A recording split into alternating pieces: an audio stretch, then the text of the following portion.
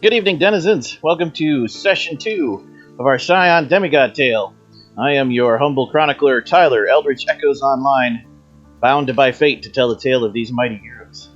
I will be your story guide for this awesome adventure. We are Vorpal Tales, and we have a variety of both terrifying tales and awesome adventures that we play most days of the week.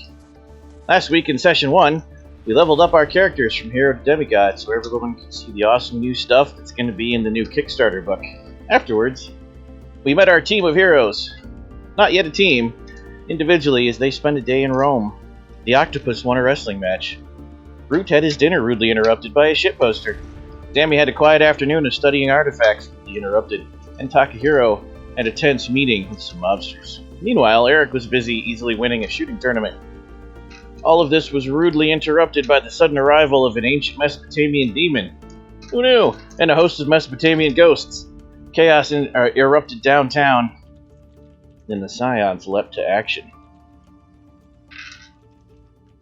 Sammy managed to drive off the ghost while Eric chained the demon, and using his berserker fury, pulled it back into the portal from whence it came, while El Pulpo Muerte moonsaulted the demon from the top of a nearby skyscraper. Root forced it into physicality so the rest of the Scions could physically affect it, and Sammy blasted it with a shockwave of thunder to shove it back into the portal. The group was left together, taking stock of the destruction and of each other, as they all contemplated what nefarious machinations were behind this foul sorcery. Our cast of aspiring demigods are here, so I'm going to let them introduce themselves. Tell us who you are, how people can find you online, and who you're playing. Hi, I'm at Space Lord PJs.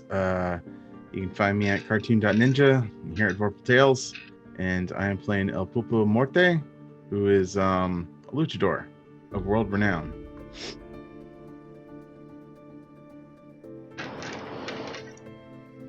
I am Dwayne, a made of kimchi on the internet. Tonight I will be playing Takahiro, the follower of Kami. You guys can find me here at Vorpal Tales almost all the time.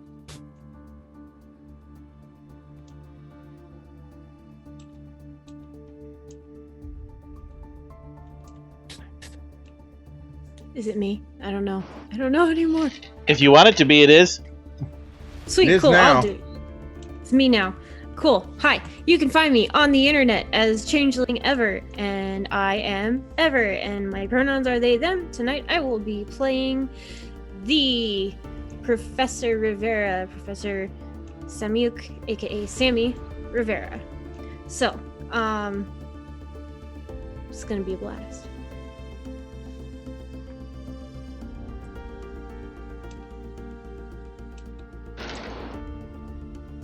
Go, Tim. Devin's always last. All right then. I am Tim. You can find me on the internet at Othellos. I am playing Eric, the Scion of Tyr. You can find me also here at Vorpal Tales. And I am Devin. You can find me online at Sort of Sullied. And I am Root. All right, Sign and up. go ahead. Loki. And now that you know who we are, shameless plug time. Please remember to follow Vorpal Tales on Twitch on our channel. Follow the Onyx Path right here.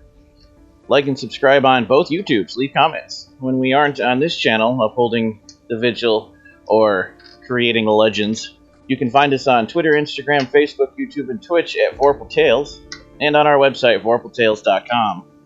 Come join our Discord. The link's on the website. And lastly, if you'd like to sub to any channel, Onyx Path or Vorpal Tales on Twitch, this is September, which means if you sign up for more than a month, you'll get long-term discounts. You should check it out. The Kickstarter for this game, Scion Demigod, is live now and funded in 2 hours and just keeps churning away. They've blown through 7 stretch goals so far, and they're still going strong, so if you've not already, please go check it out. This game is well worth your backing. It's hella fun. A special thank you tonight to Onyx Path Publishing for always being awesome to the people who play their games, to Astral Tabletop for providing the virtual tabletop we use to roll bones and play our soundtracks, and my brother at N8Mid for an endless list of custom Astral Tabletop character sheets that anyone can use, including the one we're using tonight. And now, with all of that out of the way, let's go forge some legends. So, when we decided to start role-playing last session, you guys still had to pick your legendary titles, reassess your boons now that you had access to Dominion stunts, and buy new nags. So let's hear the cool, awesome stuff you got.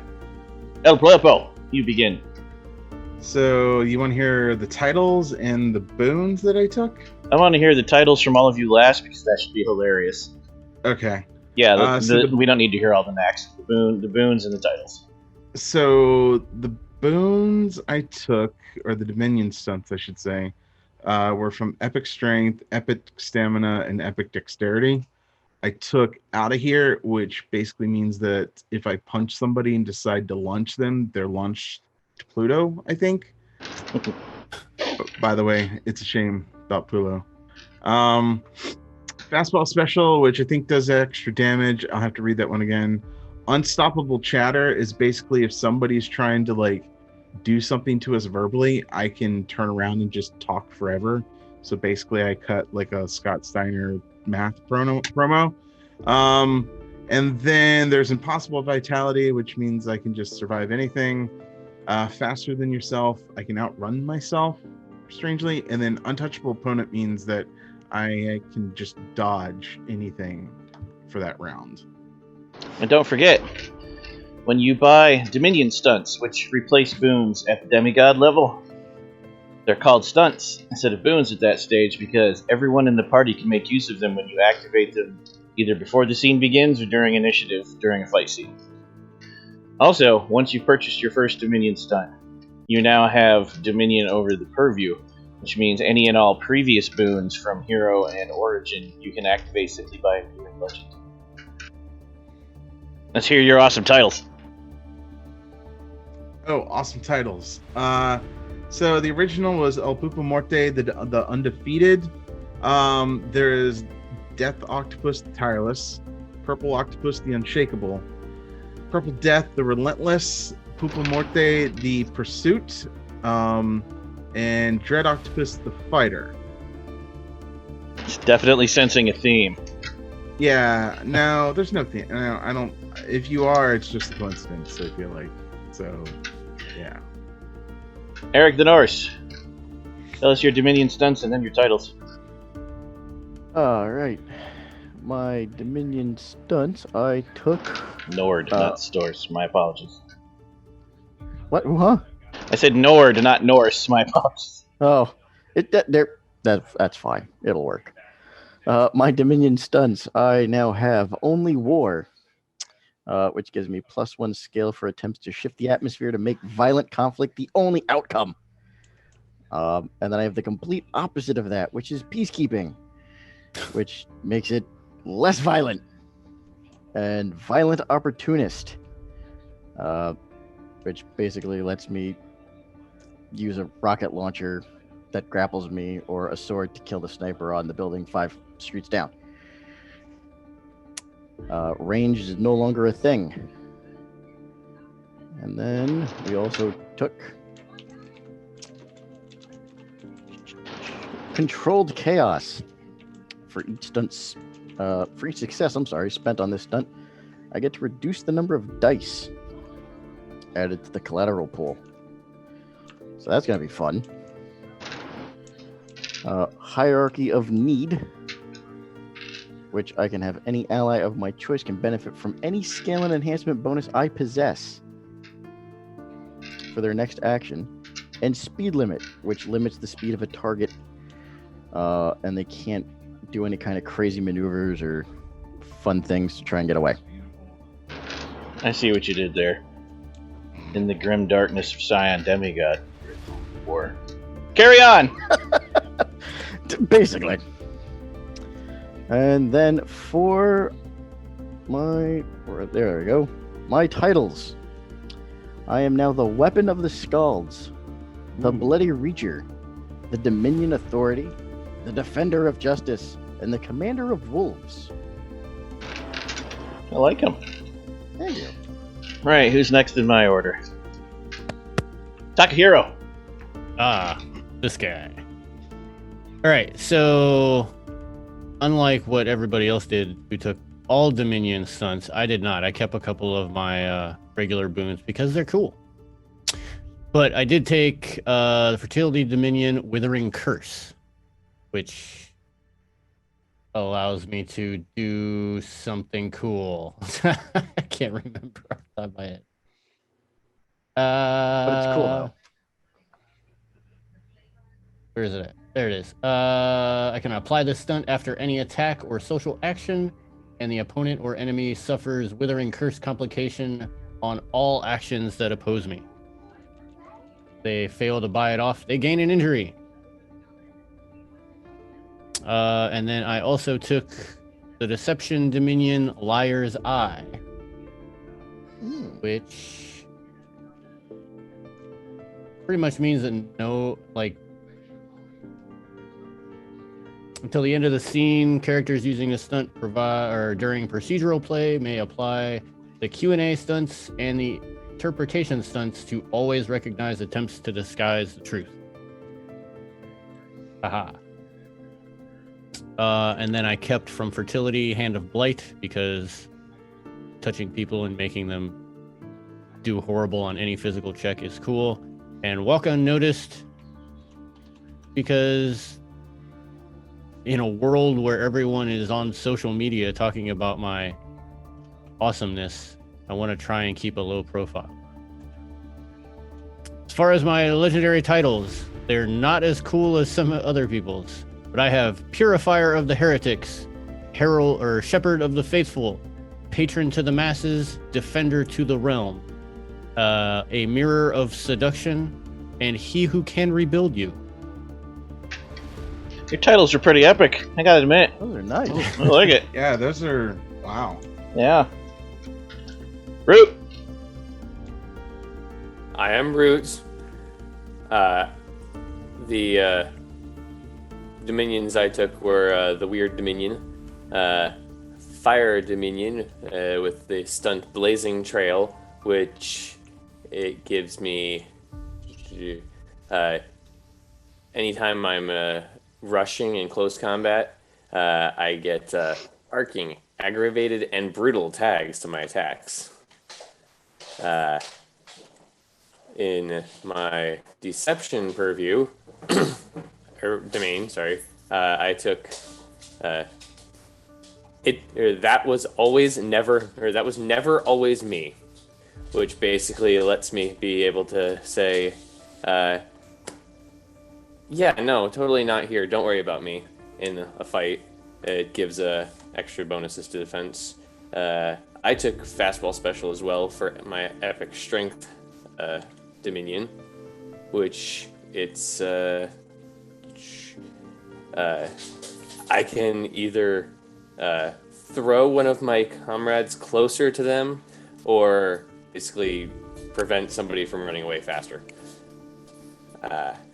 And my last ones were in my Chaos Dominion, shocker, with Bacchanal, which basically lets me make everyone say, Societal Convention? What's Societal Convention? I just want to drink and do all our horrible things that normally nobody would want to do in public, except we all do.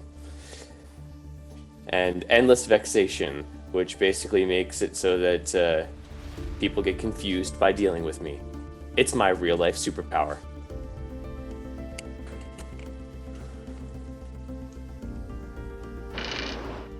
And for my titles, I have the Antipod of Chaos, the Guide of Law, the Living Dedication to Life, Subversive Master, definitely not Devil's Advocate, and the Unrelenting Branch.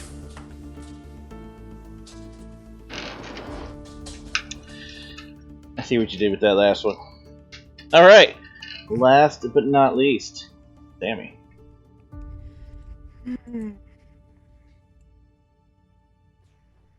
I don't wanna. Oh, Is that your title? I don't want to. That is my legendary title. Yes, I don't wanna. Who don't wanna? Yes, precisely. He who So- cannot be compelled. Oh my god, that's canon now. Hey, and it goes along the lines of Earth, you know. Steady, unmoving. Can't make me. Nah. So, where shall I begin? That was, I think everyone went over Nax first, right? No, we're just doing boons and titles. Boons and titles. Oh gosh. So your Dominion stunts and your titles.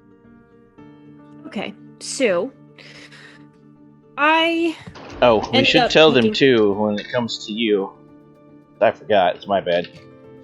That for Ever's character, they chose one of the new Pantheon paths that's in the book that does not actually have any boons or stunts attached to it yet. So we emulated that by giving them Sky, Sun, and Stars, which are very appropriate for the Pantheon. Okay, go ahead. Sorry. accurate, and I apologize for any whining that my firstborn fur son is doing. So my Dominion stunts are pretty awesome. So I ended up picking 2 out of each of my two.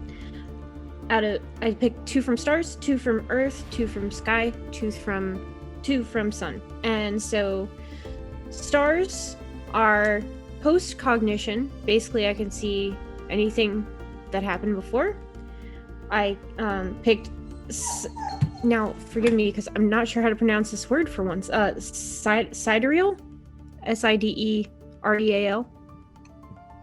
I think it's Sidereal, but it's funner today to say Sidereal. I was gonna go with Oh, I Sigil. like that. That's fun. that's entertaining. So let me go to the description for that one. Nope, wrong word. Good job, me.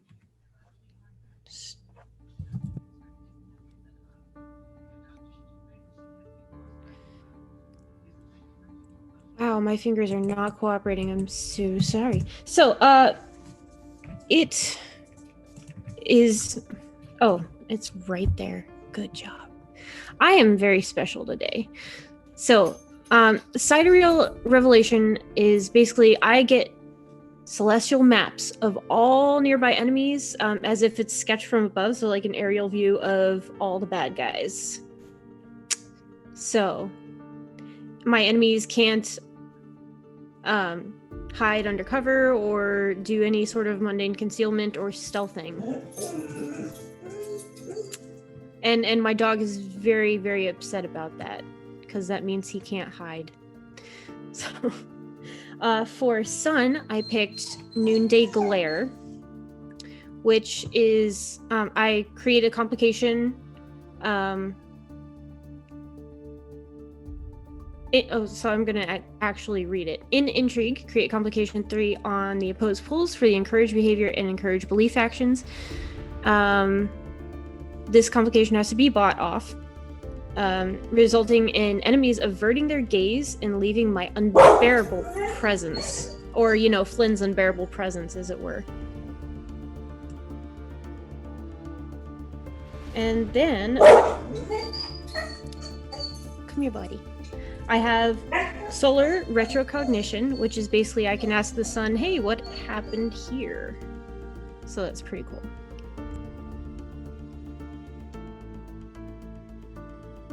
For Earth, raise Earthen Barrier, which is exactly what it sounds like. Earthbender, go whoosh.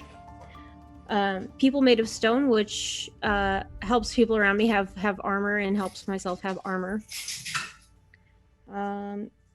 First, the Sky Dominion, I picked Loosed Thunderbolts, which, I mean, who wouldn't? I cast Thunderbolt because,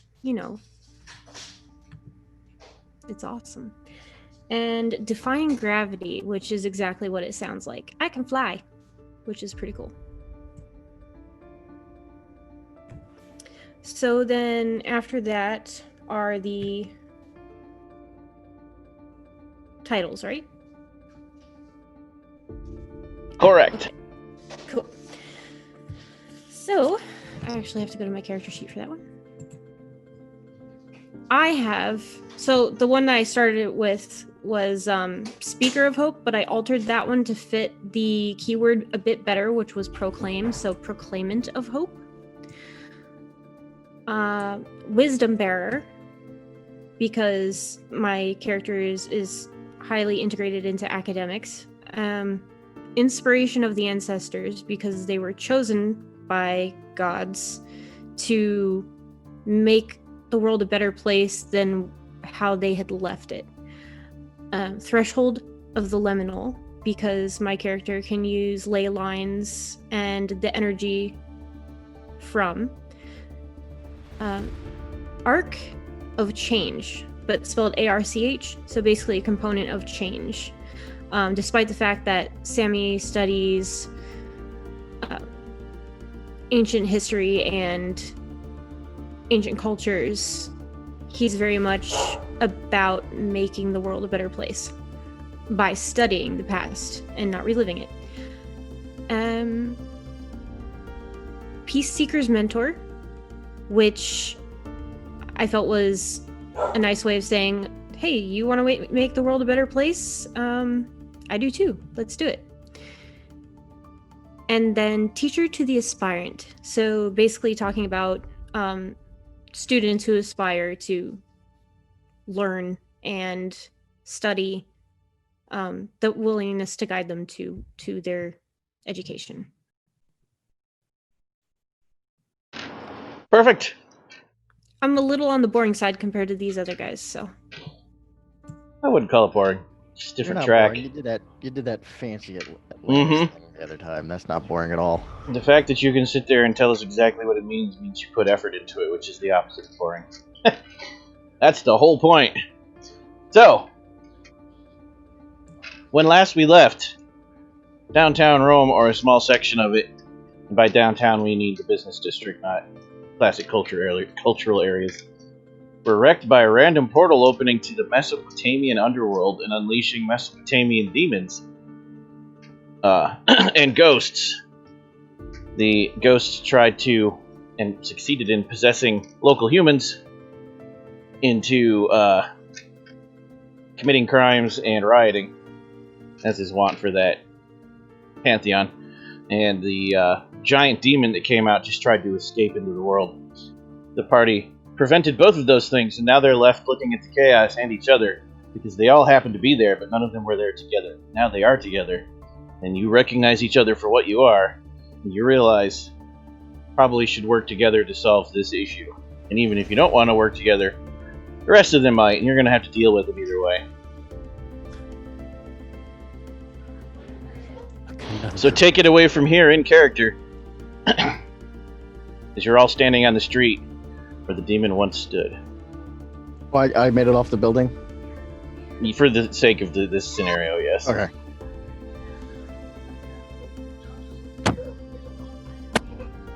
Fortune has favored us this day. Fortune, Seems more like hard work. I was gonna go more with muscles. All of the above. Yeah, I jumped off a roof. Did everybody see that? That was cool.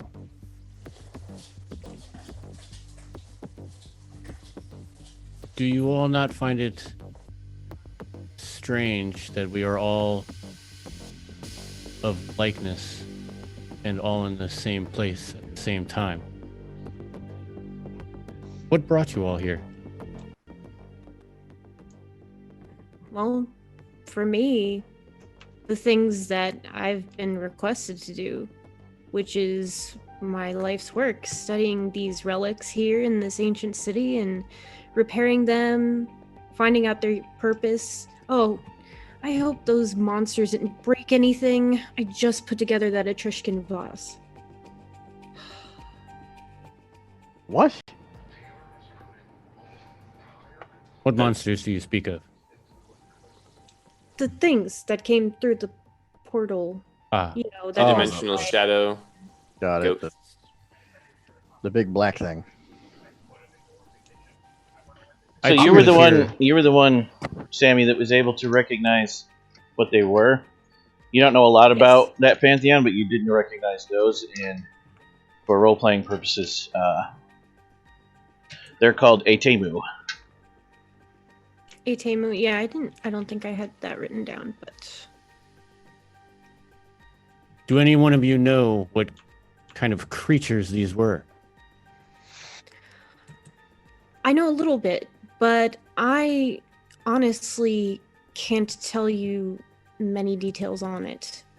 They were ancient Mesopotamian, and to put it in layman's terms, kind of like demons of sorts.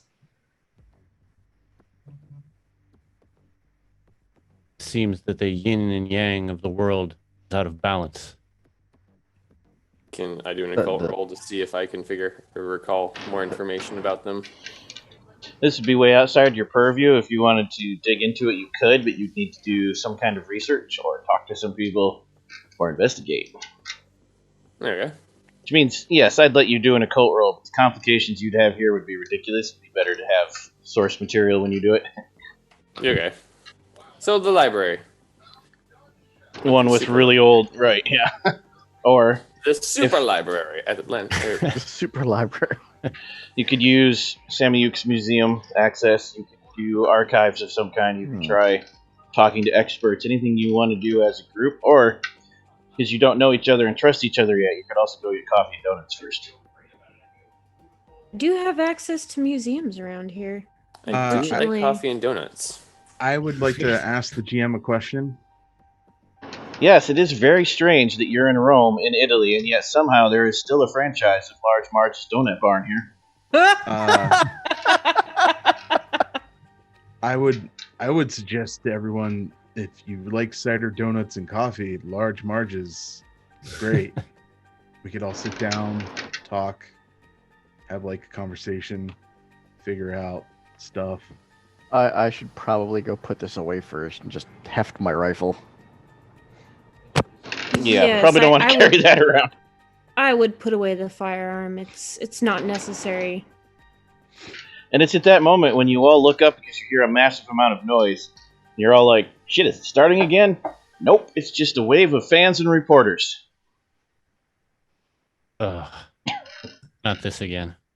I don't have time crap. for this. I have studies. I've got papers to grade. By the time you say that sentence, you're half blinded from flashes.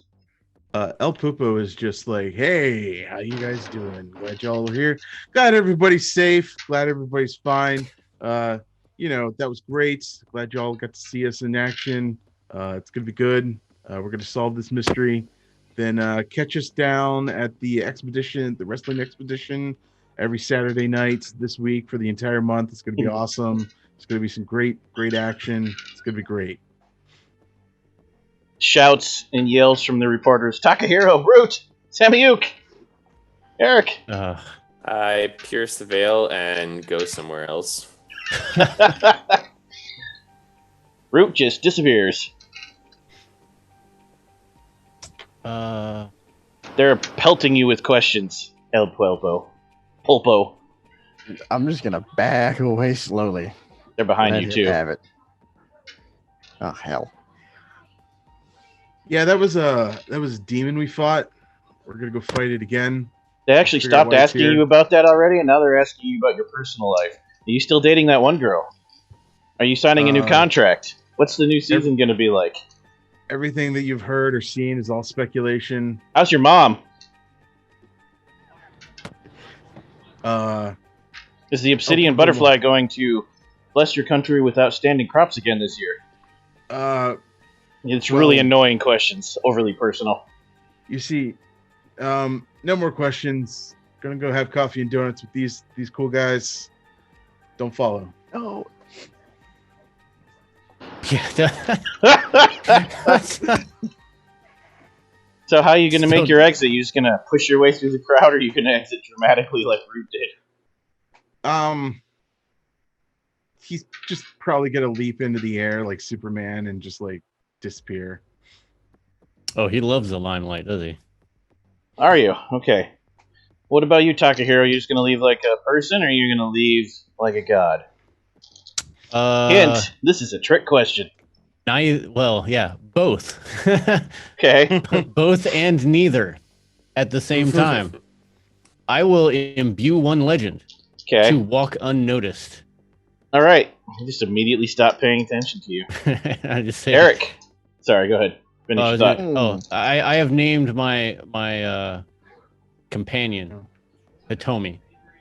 So I will just tell her to meet us at Fat Marge's. Large Marges. She says she will. Then she heads into the crowd and whaps the most annoying reporter she sees with her tail. Works for me. And I just start walking the other way. Eric. I'm gonna follow him. That's just- Sammy Uke.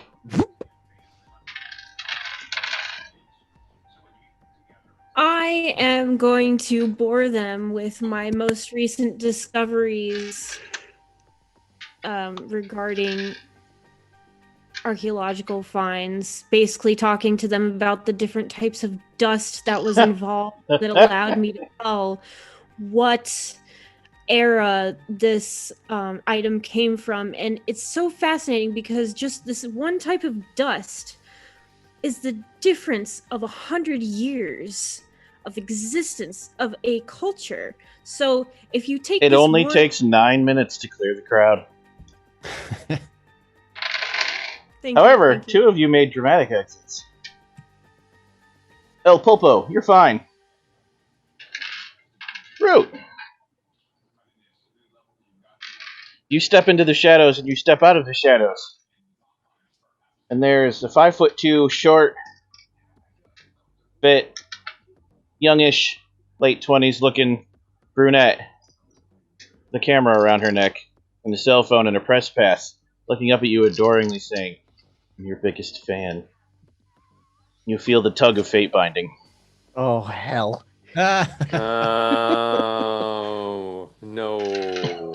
He drops. Run. Not another groupie. I'm not a groupie. I'll follow you around and tell your story. I'll be your bar. I'll be your scald.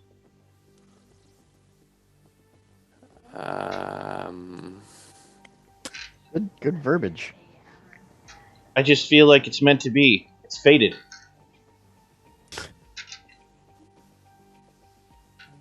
I have a different fate than what you think. I know. That's why it must You are- be recorded. The world must know. In other words, the dice have said you're fate bound to a new canary.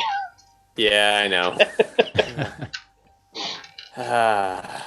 There is no fate but what we make. I'm telling you right here and now, I will only lead to you dying, but that's not on me. I'll try and save you, but Might not work. I'm lucky not everyone else is. Oh, wow. So, Jesus.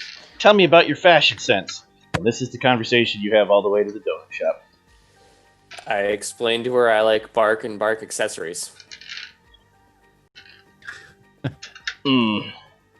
She makes some very witty jokes that you approve of. Seems very chaotic. Oh, So, Good minion. Wow. you all arrive 15 minutes later from different directions and at different speeds, and yet, because you're Scions, you all arrive at Large Marge's Donut Barn at the same time.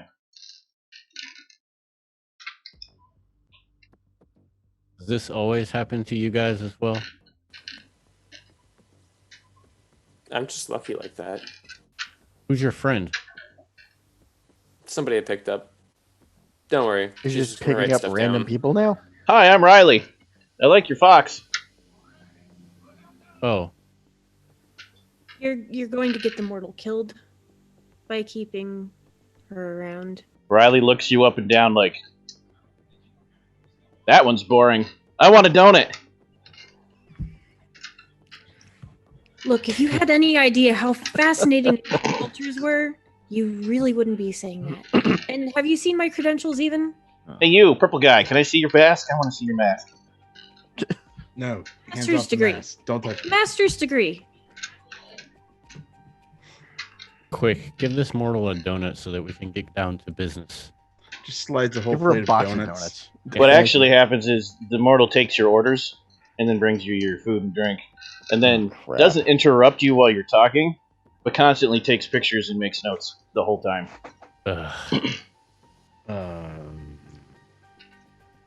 Look, I have. If you want to use my pictures, you have to contact the university. Yep, sure. Just keeps going.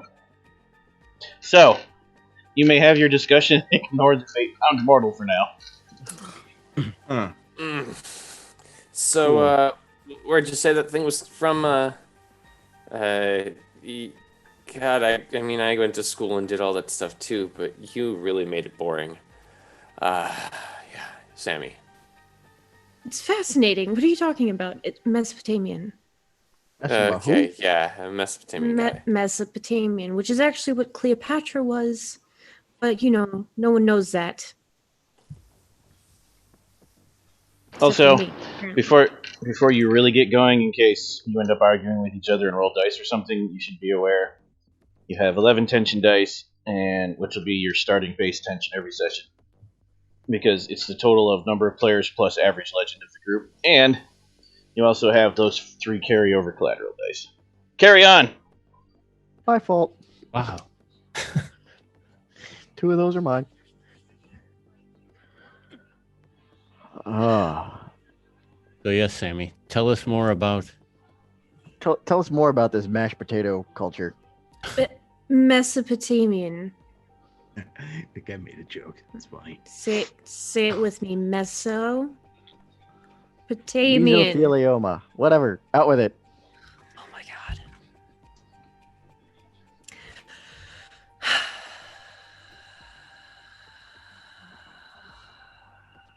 I'm gonna need more coffee, please. Okay, so Tyler, what would my character know about the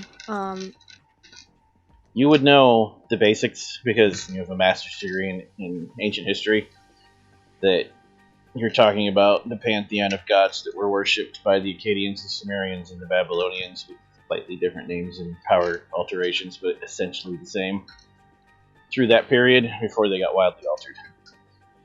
For instance, one of their goddesses eventually became Aphrodite. Not became literally in the sense of Scion, but mythologically. That's where the basis of a lot of later deities came from, mythologically speaking. Oh yeah, there's a lot of bleed over. So Sammy explains this to all of them, and basically goes into professor mode, and starts on with one of his lectures that he would typically give to one of his ancient Eastern classes. Actually took one in college myself, but I forget what it was called. And it involves words like the Levant and the Sumerians and Babylon and Gilgamesh's epic and on and on and on. And it's all filled with the type of information that Tyler gave to us players. Now, with a basic... Less about... How long does this last?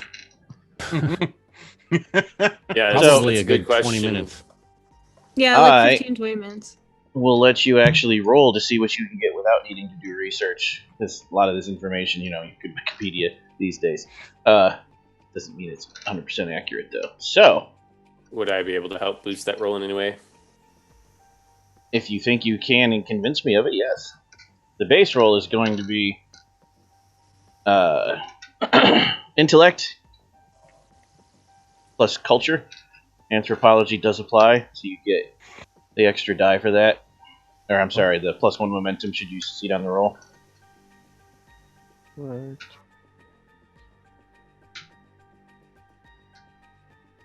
I have a 5 in culture.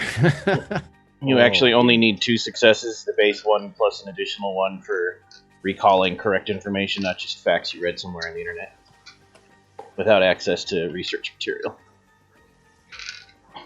It depends. If you think you need aid, yes, both Root and Takahiro could help you.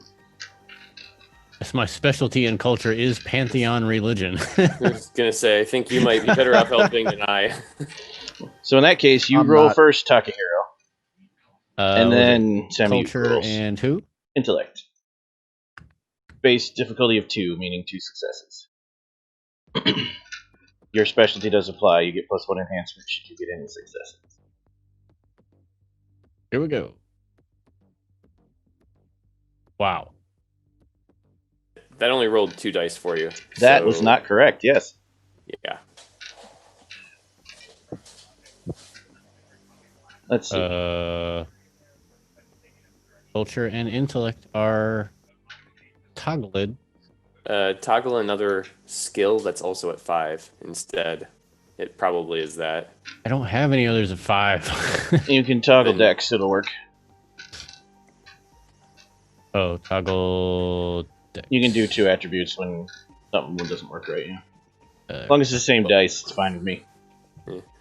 Didn't we have an issue with close combat last There time? we So maybe go. it was just the bottom 2 on that side. Heyo. Yeah, we didn't look at culture, we only looked at close combat. Alright. So, go ahead and roll, Samyuk. Yeah. What am I rolling again? Sorry. I Intellect. was actually researching. Intellect plus anything you have that has 4 dots. You can't use culture. How dare you? No. Intellect and anything that has 4 Alright, dots. Yep. I have stamina. That'll work. Oh, no, wait, I do have culture, though. Yeah, culture's broken. We just discovered Gonna we gotta take fix some- the code, which I don't want to do live. I'm gonna roll academics because, Okay. well, I can. Makes sense. Good thing you had them help you. Wow. 7 dice, Really? no success. Okay, I'm wait, no, sorry, I I've got touched the this. computer. I've got this. I am so frustrated with how little everyone knows that I'm so flustered that I'm like just reading the same sentence over and over and over, and I'm like, I can't focus with you at all. I just cannot focus. Cannot And he even. accidentally spills coffee all over his textbook. I didn't Uh-oh. even have You to. see Like where it's it like says Boom. you see where it says 1 divinity dice delayed roll? Click that delayed roll because if you fail this one too, you get a mortal failure. Uh-oh. Oh. Oh. Okay, normal failure. You lucked out there.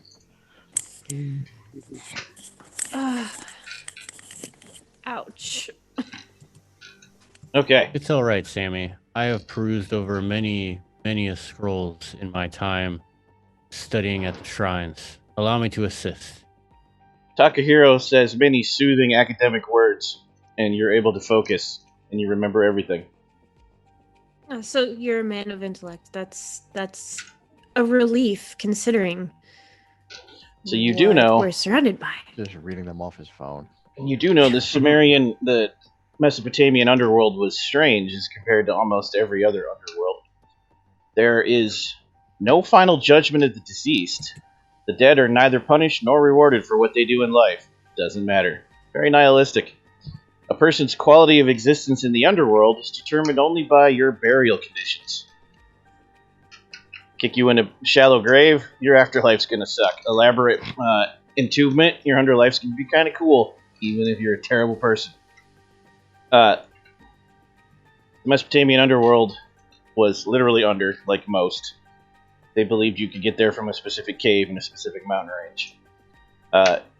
It was the abode of various demons, which you would know to be essentially Titan spawn that you've heard would be real bad to have to fight. That's definitely not foreshadowing. Such as Lamashtu and Pazuzu. Oh, I recognize that name. You said Lamash and Lamashtu Lamashtu. and Pazuzu. And a specific classification of demon called the Gala that would drag mortals to the underworld. But yeah, everyone went to the same place because there was no separation based on deed. You would merely appear before the goddess of the underworld, Eresh Kegel, who would pronounce you dead, and your names would be recorded by the scribe of the underworld.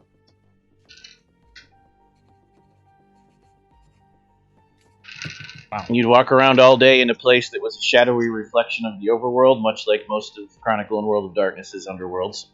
I know that name. It was Oh, I know dark that and dreary, and light didn't work well, and it was a pale reflection of the real world. and you ate dust, but you got good drinks if your family members remembered to ritually pour libations into your grave through clay pipes.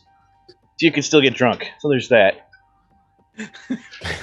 That's what they would do. Top score. Got that going for me, which is nice.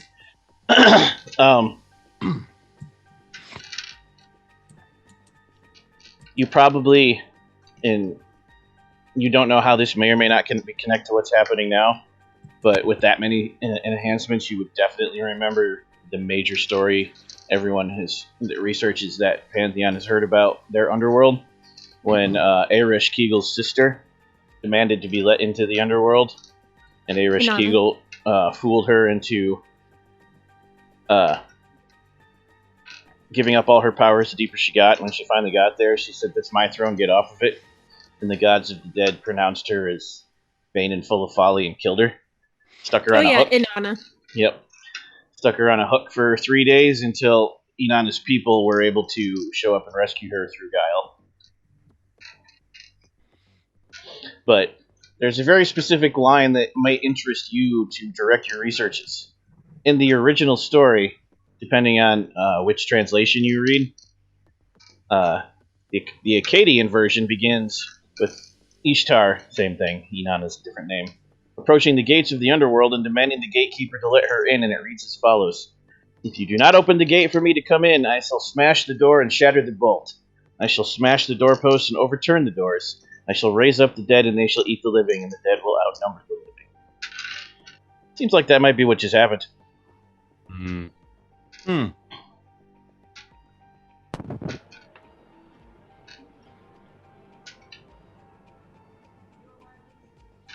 So it may be apparent that someone is not letting her in. That's the only clues you have as of this moment. But you could follow the lead of possibly bickering sisters, yeah. Bickering sisters, Easter. So she ripped the door out? Is that what happened? You don't know. That's an ancient story. It's lines from an ancient story.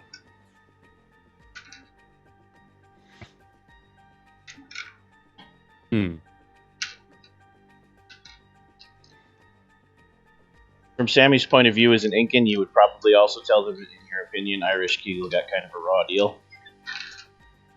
Much like Hades, she was tricked into being the god of the underworld and didn't like it. And all the other gods were kind of mean to her. It's a continuing motif It where kind these of is, underworld deities are thrown into the underworld against, their will or their better judgment, or they pick it because they feel a duty to their pantheon. Arish Kegel, let's see who else. Hades, Pluto, which is kind of the equivalent of Hades, but not quite. And then you've got my Hell. sister. Yeah, exact. Well, kind of. More like your aunt. She's my sister on my dad's side. So you're saying nobody wanted the job. They got their sister, tricked her into doing it. It's kind of messed up. Well, No, pretty much. I mean, Inanna these other didn't do it. deities- It was actually a god above Inanna. It was their uncle. Well, and these other deities, they get picked on for various reasons, like Hel, for example. Supposedly half of her was decayed and half of her was alive. So, Odin saw her and he was like, I don't think you belong here. And so he cast her into the underworld to take care of it. And, it's this continuing theme that our pantheons seem to have. And I'd really like to fix that someday. And this is why you don't work with family and animals. Yeah, I'm actually okay with that statement. Yeah, no kids. Well, or that, yeah. So, speaking into her phone. Tell me, superstars, what are you going to do about this threat? You all forgot she was there. What the? Oh, She's very good at Man. that. I figured out the reason why I like her. Well, you look down and you do figure it out. Everyone's donuts were rearranged because you literally forgot she was there. It's good to be invisible. How did you didn't, why haven't you left yet again? I'm with him. Is she really? Is she your ward? I'm like his roots, man. I ain't going nowhere. I'm Roots. Writes that down. I give her a high five. No conniving with the mortals. Stop It's it. not You conniving. That's a high Don't- five. Don't give her a name. The because science then of a you'll get high five. It attached. goes like this. No, I know what a high five is. My name's Riley, bro. Yeah, Your play on words was unamusing. you named her? Dude, she's got a mortal name because she was named by her parents. Like, most things. Riley looks at you, Root, and dramatically stage whispers so everyone can hear it. That guy's kind of an asshole. I don't want to tell him that, 'cause he might eat me. Thinking. No. The Incans will just sacrifice you on their pyramids. Oh, that's right. Don't You're rip my thinking heart out. You're thinking Aztecs. That is. That's. I don't think you should be talking like that. That He is. might be Aztec. She looks at El Popo like it's the first time she's really seen him. Her face lights up. She immediately starts talking to you about New Japan. She knows everything. Every fact is memorized.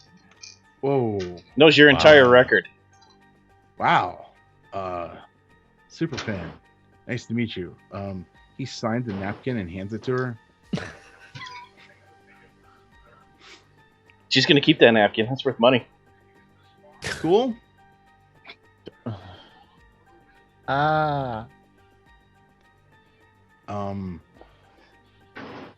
Can you send her to the bathroom or something? I don't know. It just froze on me for a moment, so All you missed was Riley super fanning over the wrestler. oh, okay. Yeah, no. Maybe you should go to the bathroom, come back in 30 seconds and pretend that, you didn't actually have this conversation. Make it about 5 minutes. 30. I'm gonna go with 30 minutes. The insensitive fate-bound mortal goes to the bathroom. Man. Can we leave right now? None of you Can we noticed go- that. None of you noticed they left their phone there and it's still recording. No one notices. Oh. Carry on. Can we go to back to my workplace as long as you don't touch anything? Where is your I've got- workplace again? I'm working at the museum up the road dealing with the Etruscan relics. Yeah, sure. Let me just No leave the one let me of you just leave the cares mortal about. a note. No, don't leave her a note. No. Don't Why do are that. you leaving notes? Don't leave her a note. She's We my have mortal. important things. She's From the phone, no one noticed. Oh, I don't need to know. I'll meet you there. what the. Could you not? How the hell? Okay, Good look, human. we are not going to my museum. Okay? Yeah, you're right. We are Let's go to your not museum. going to my museum. Right? Right. Is We're there gonna anything- go Up the road. Why we're are- gonna It's yeah, up the we're road. gonna go to the luchador arena, where the obsidian butterfly man practices. And we are not going to the Right. museum. Order 2 dozen donuts. Step outside. On the house for Thanks. banishing demons. Still slides him like a 20. More super fans, but not fate-bound. So Sammy Good. approves of you still paying. you switch scenes. Riley is not in the scene now, Thank or God. is, or, thank or is God. she? Oh Dang god. it, Tyler! So you're back at the Museum of Natural History in Rome now.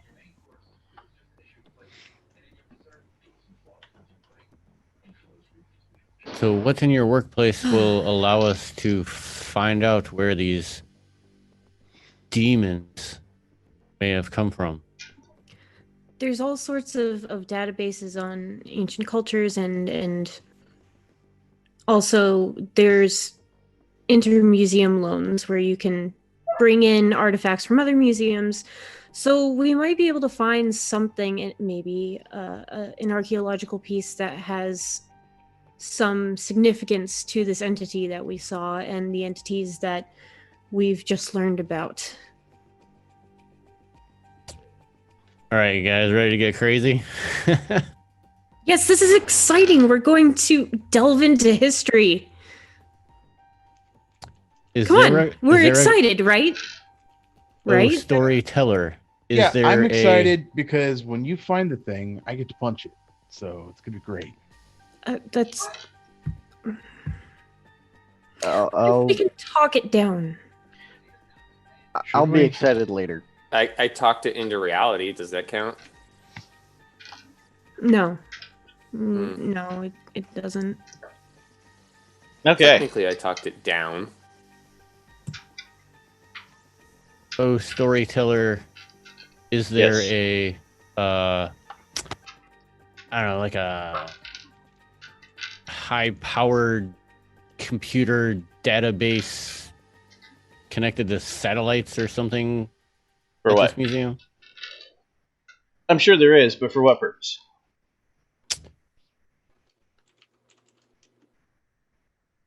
So we're gonna get a little crazy. What are you doing? Takahiro is gonna walk over to the computer. He will sit down and he pulls out 2 incense from his jacket. He places them in a coffee cup and he lights them. Then he bends forward to the computer and he says, "Call me in the computer. I speak to you now. Help us find the ones that we want to find." I'm going to try and ask the kami of the computer to find any residuum. Find that residuum. So is this like Firefox or something? Yes. Spiritual Firefox. No, one of my boons is where is it at? Is the watchful spirit. Let me pull it up. Cost is free. I must talk with one kami in the computer. I can ask the kami of an object or an animal to watch for intruders, keep a lookout for a specific person or event, or perform some other passive task. Once the kami finds what it is looking for or otherwise completes its task, it can notify me, regardless of distance, either whispering into your ear or sending a divine portent. So what's the question? Be specific. Are there any other events like the one that occurred in any other part of the world that has happened within the last 24 hours? Takes exactly 4 seconds before your phone starts vibrating like mad and you get 13 texts. Whoa. You got a text message from the computer? For a total of 14 incidents. All at the exact same moment as yours. Some still ongoing. Apparently, Because there weren't Scions in every place this happened. the spirit of the computer tells me that this is not the only location that this event has happened. But it has actually happened in 13 other locations. Also, you would be smart enough to know those are reported locations. Yeah. Reported locations.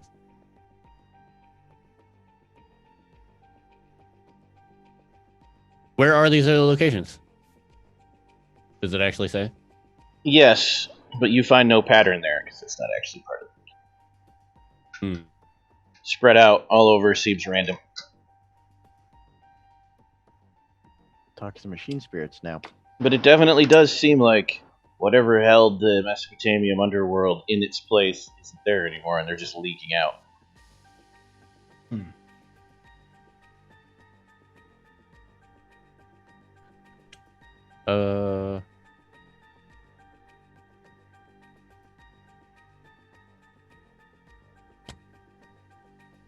Anybody got anything? I don't know. You talk to machine spirits. Machine spirit.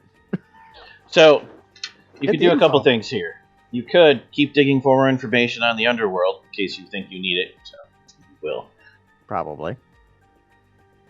But you're going to get a lot of myth and stuff, which I can give you. Or you can try to actually get more fact about that particular Terra Incognita. How one might get there, why you might need to get there, and what's actually going on. There are two obvious routes to this. One, capture something that escaped and interrogate it, if you're lucky and it knows something. Or two, find a way to contact gods or scions of that pantheon and see if they know anything. Which there are many clever ways one could do that. That shall leave to you.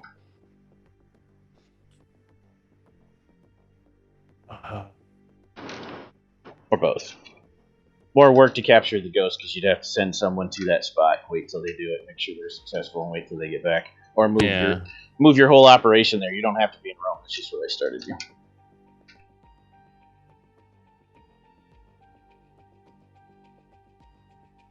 So I could ask the Kami again to find me a scion of that pantheon. Yes. If none of the other four can come up with something, we'll do that. We'll see one of them can do something cool. If not, yeah, you can.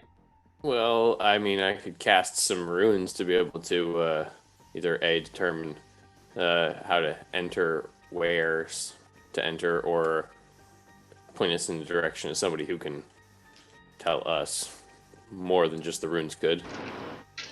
Yep, you could even work with Eric on that. Since you can both do that.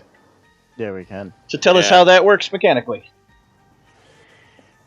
Mechanically, once per session, I may perform divination by casting runes etched onto stone, strips of bark, or other objects. Storyteller gives you a lead or clue about what will happen next. I don't actually have to spend anything for it because it's free. Yep. Let's do a dice roll, because if you get lots of enhancements, you can have more than one clue. What do you want to do? Okay. So to do this, though, as far as roleplay goes, I walk up to Eric and punch him in the arm and say, "Runes? Runes. Runes. Runes." And I watch. This is fascinating. So you get 2 clues each, or 2 clues total, for free, no matter what, because you're each doing it. Okay. And then I want both of you to roll occult plus intellect. And for any successes in excess of 5 that you get total, I'll give you more clues. Okay. Do I get a bonus dice for my Norse specialty? Yes. It's not a bonus dice, it's a bonus enhancement, but it will end A up bonus being the same enhancement. thing, yeah. Okay. And Roll your divinity dice. Okay. That's 3. Go ahead, Eric. Oh, crap. Wrong damn button. So I got one of those. Go ahead and roll the divinity dice. Oh, that didn't work right. It only rolled 3. It did not work and right. that didn't roll the right number of dice for me because it rolled 7 when it should have been 8. No, the divinity dice is rolled separately. No, I mean I have 8 dots total and it rolled 7 dice. Right, because one of those dice is divinity, which is separated from the roll because you have to roll it separately. Divinity dice are only they don't add to your pool, they replace dice in your pool. Yeah, that's right. Okay. Oh, alright. In that case, never mind. It's correct. Oh, okay. Go ahead and roll that divinity dice then. Yeah, because I got 4 dots total. Occult and intellect.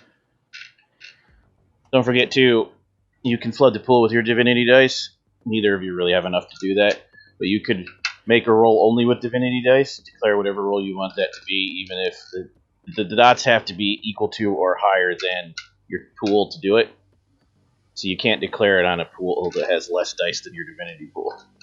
But when you do that, you discharge them all and they reset, and you have less chances for catastrophic success and mortal failure.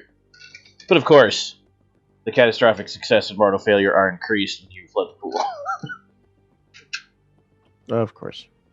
Divinity dice will accrue until they hit 10. And then they'll just stay there until you discharge them. They also discharge naturally. If you naturally end up rolling a pool of dice equal to your divinity dice, it counts as flooded pool. Whether you want it to or not. So for now, I think one of you has 3 or 4, but most of you it's really low. Okay. I'm not very occulty and intellecty. So, Eric has a mortal failure rolling runes. Do the runes explode? Splinters everywhere. There are no mortals here to see your mortal failure, and they're not going to explode in Sammy Yuke's museum, that's just mean. So instead, you cast the runes incorrectly. Now Frey is pissed off at you. I'll screw you over later. Yep. Damn it. Alright. Root. You still get your 2 clues, though. You're good there. Clue number 1.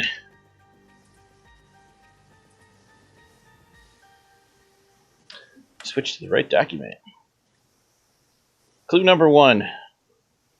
The gates have, in fact, been broken open to the Mesopotamian underworld by Inanna. Clue number 2.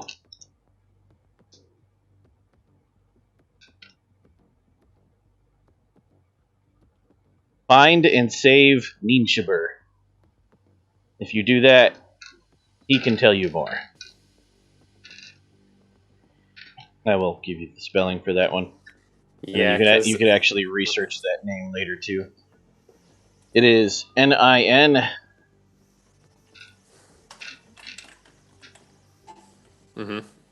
scrolled too far. Shubur. Ninshiber. Okay.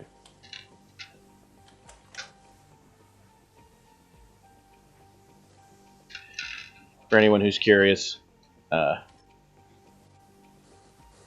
Sumerian pantheon pronunciation, I's are E and E's are A. And now you can pronounce all those words. And A's are Ah.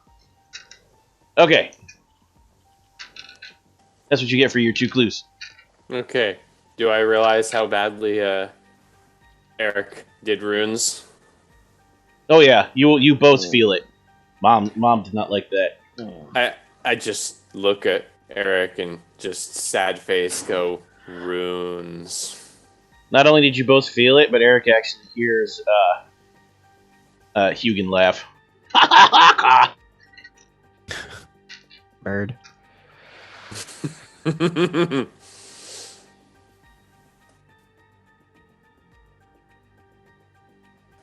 So I informed this to the party.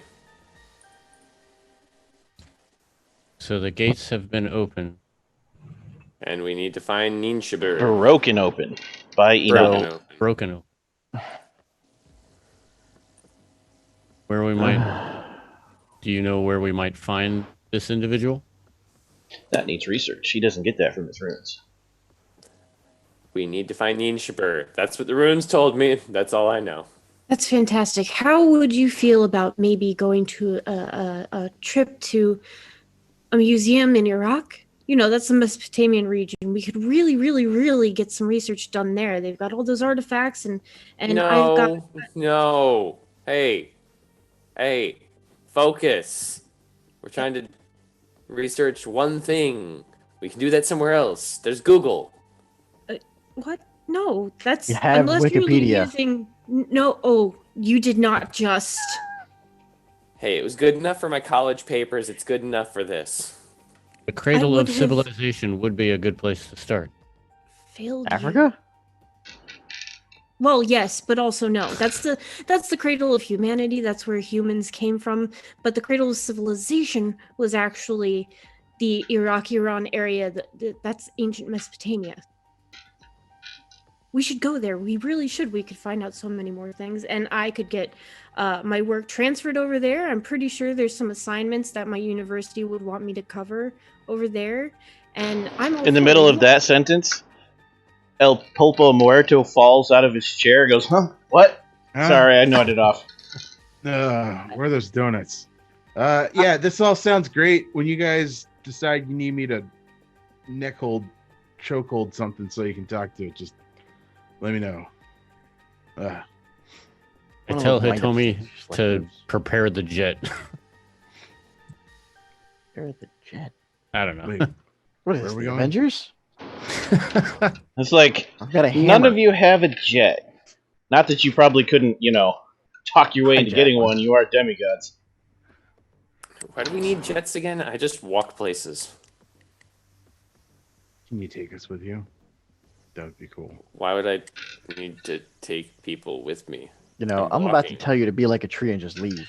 So you actually do want to go to No. Natural History Museum, the best one you can find in Iraq, to do the research, because you will get bonuses if you do. Make like a tree and get out of here. I think yeah. I think we I should. think I the love phrase those guys. is leaf. Make like a tree and leaf. That doesn't make any sense. All right, to the airport. We're getting a jet. Love flying. You all look out the window. There's a stretch limo parked in front of the museum. Huh. Riley, Oh, who's thanks, been Riley, who's standing next to Root. Root says, Yeah. "Thanks, Riley." Says, "I got to ride, you guys. Got a jet. I got a jet too, but we got to be there in an hour before it takes off." How did you get in here without a badge? I was here the whole Why, time. why does she need a badge?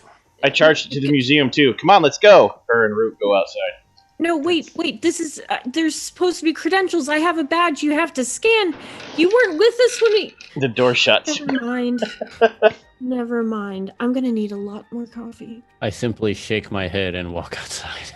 You seem really tense. You should get some exercise. Have some That's- tea. You know, I don't care where we go as long as there's more of those donuts. I'm happy. Oh, right. You tell that weirdo to stop at the donut shop on the way to the airport. I'm sorry, Dwayne. What was your box lady's name that we gave her? Hitomi. He told me, looks at you and says, "I like Riley. Can we hang out with her?" You can hang out with her if you No. want. Do we see his? She goes, Yeah. She goes, pecks you on the cheek and runs out to the limo. She's just always there. She doesn't say much. Yeah, that's his birthright. He didn't go as relic, companion. But started out as animal companion, but then we're like, you actually need the thing you represent, so it became a guide.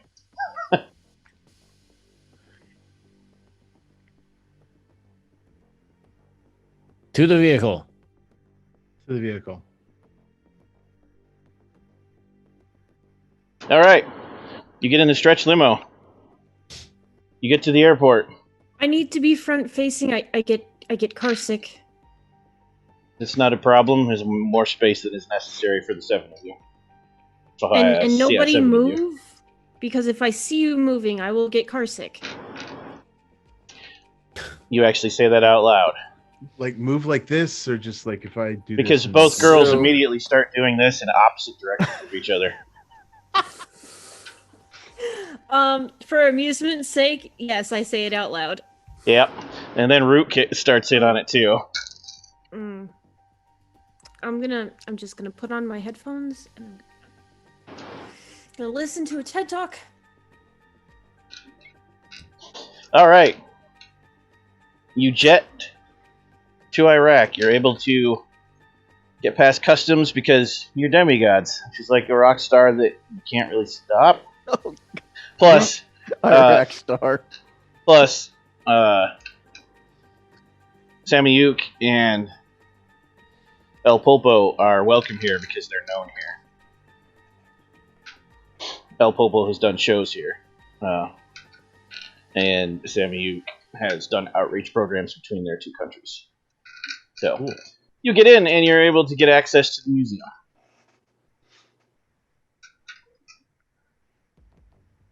So you're now in the Iraq Museum of Natural History. I assume at least one of you has a knack or purview boon you can use by imbuing legend to speak the language. Or one of you natively knows, which is unlikely, because none of you are indigenous to this region, knows the language. I believe it is Pretty sure you've got one. either perfect poise or cipher. One perfect poise is hero, and then cipher is immortal. I have to look them up. Cipher sounds right. But yeah, Cipher let's and check them. codes. Yeah, I have something too, I think. I do Cipher, not. I got. How was it? when you converse in or read a foreign language, your communication is flawless without a trace of an accent. Turn out translations in native language in a matter of minutes without needing to roll. That is all we need. Sammy, you can speak the language and read it. So, no complication on your research roll. So we just need intellect plus, get it wrong, investigation. There's that, not this one. Story path, I always forget what it's called. Academics? Yes, thank you. Academics. Intellect plus academics roll from Sammy. On it. On And your history specialization does count, so you'll get +1 enhancement should you succeed. Oh, sweet. Should I succeed? I mean, Would I be able to assist at all? If you have the same skill, yes. I have a experienced traveler, which gives me a boost to getting to understand languages. This is for actually doing the research, not for speaking the language. Okay. 4 successes. Maybe I don't need it. Yeah, never mind. Roll your divinity dice too, in case you get a catastrophic success. Nope. Oh. Makes me a little sad. That would have been Okay. amazing. 4 successes. Needed 1, so you got 3 enhancements. Okay. 1. You cannot simply go through one of the gates to get to the underworld. You will have to go through a gate that's still open, but you'll need a key. You'll need a key to the Sumerian underworld. In the legends, they have to give up something precious to them that they wear or never take off. Jewelry, clothing, something very precious to you, you'll have to give up at the gateway. Also, when you lose the item, you'll lose some power attached to your character until you get the item back. Meaning you're weakened to pass through. Luckily, you don't have to give up 7 to get through 7 gates, just 1 to walk through the portal. 2, the person you're actually looking for... Oh, switch documents again. The person you're actually looking for, Nin Shubur, is part of the story. And you'll be looking for essentially another demigod Scion. Just a very ancient one, not a recent one.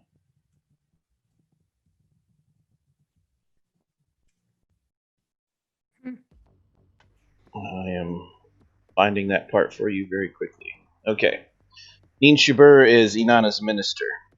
In the ancient myth, he's the one that pleads with Enki to allow rescue. Which means if he's there, it's probably bad. Because Big Sister, Erish Kegel, does not like him. Oh, this is very bad news. 3,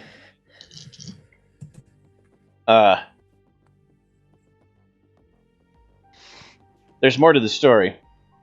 When Inanna was resurrected and came back to the world, Irish Kegel sent demons with her, saying you must be replaced. You can't leave unless you bring someone to be in your stead. Number 1, if you go through that gate, you're not going to be able to leave unless someone stays for you, which would be a fate bound. You all have them. You'll have to give up a fate bound, which will have effects on your characters to leave when you're done with the mission. Like, we each have to give up a fate bound? Yes, you cannot leave the Mesopotamian underworld once you go in without someone staying in your stead. Can I just borrow Kylie for a second? Nope, you gotta use one of your own. gonna ask that question again just to see if it. Okay. You didn't ask it again. Oh, can I borrow Kylie? No. Okay. But you tried. Right. So,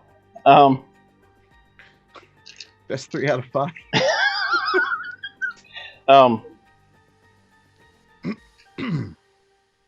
In the actual tale, first the demons were like, "Ooh, we want to take your handmaiden. She doesn't look like she mourned." And Enon is like, "No, she mourned. She has just gotten over her grief." And then they're like, "Ooh, we want to take this other servant. I don't remember." And Enon is like, "Nope, they're cool too. They mourned me." But then they come up on her husband, Dumuzid. And he has not mourned her death at all, and he's actually sitting on the beach in a big throne being attended to by sexy, mostly naked girl slaves. That's the actual story. And his wife's like, "Oh, fuck you," and sends him to hell. Wow.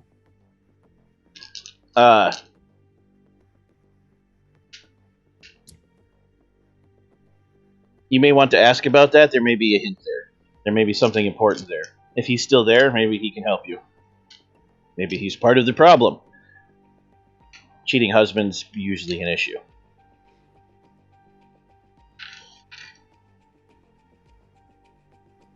And one more, because you got a lot of enhancements. What's one more? Let's see.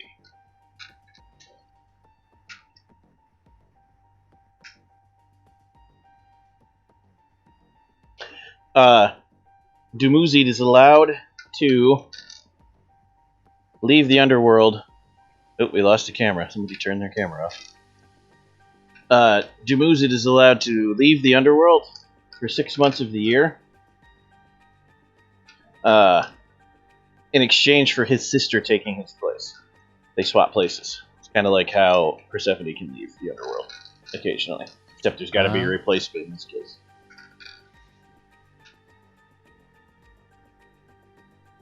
Okay.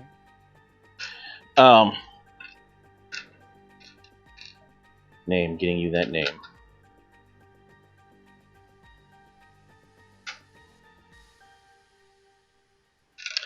Geish Tinana.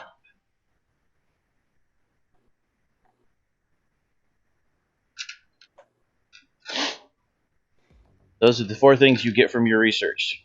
So now you know the key. I put it in the Discord. Okay. So many names. And then the other one is actually like it sounds, the husband. Is this. So,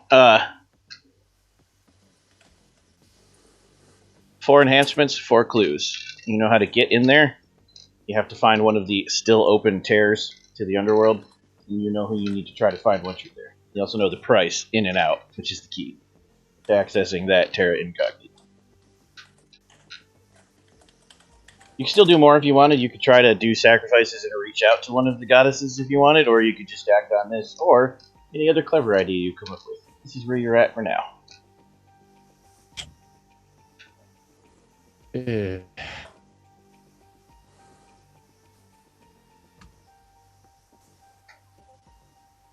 This is fascinating. This is ancient mythology kind of replaying itself if you think about it.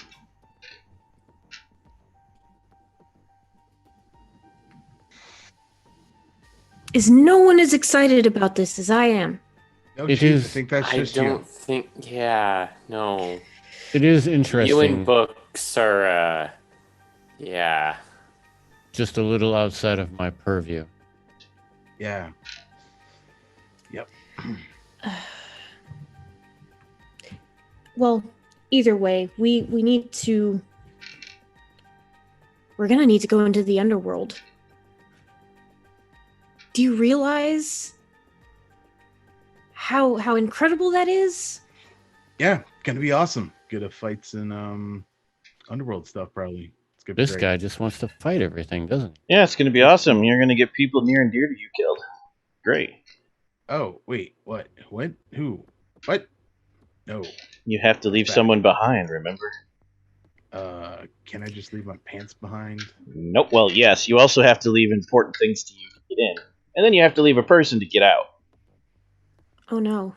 The most important thing to me right now is It's my most recent research paper. I spent an entire year on that thing. The edits and the peer review, and that's... my brain's going to explode. I'm gonna have to rewrite that whole thing.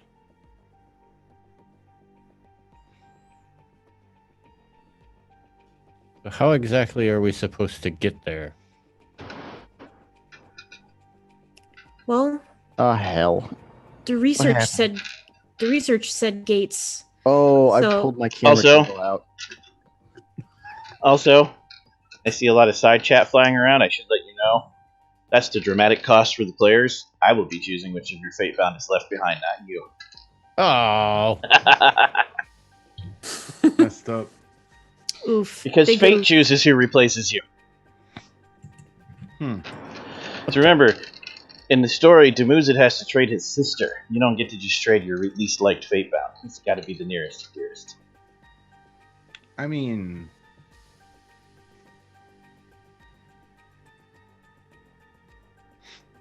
But don't worry, Dwayne. Your Kitsune is a birthright, not a Fatebound. It's not going to be hurt. Okay. So yes, you can decide now if you just want to find one of those open portals and head in, or if you want to try more things before you go.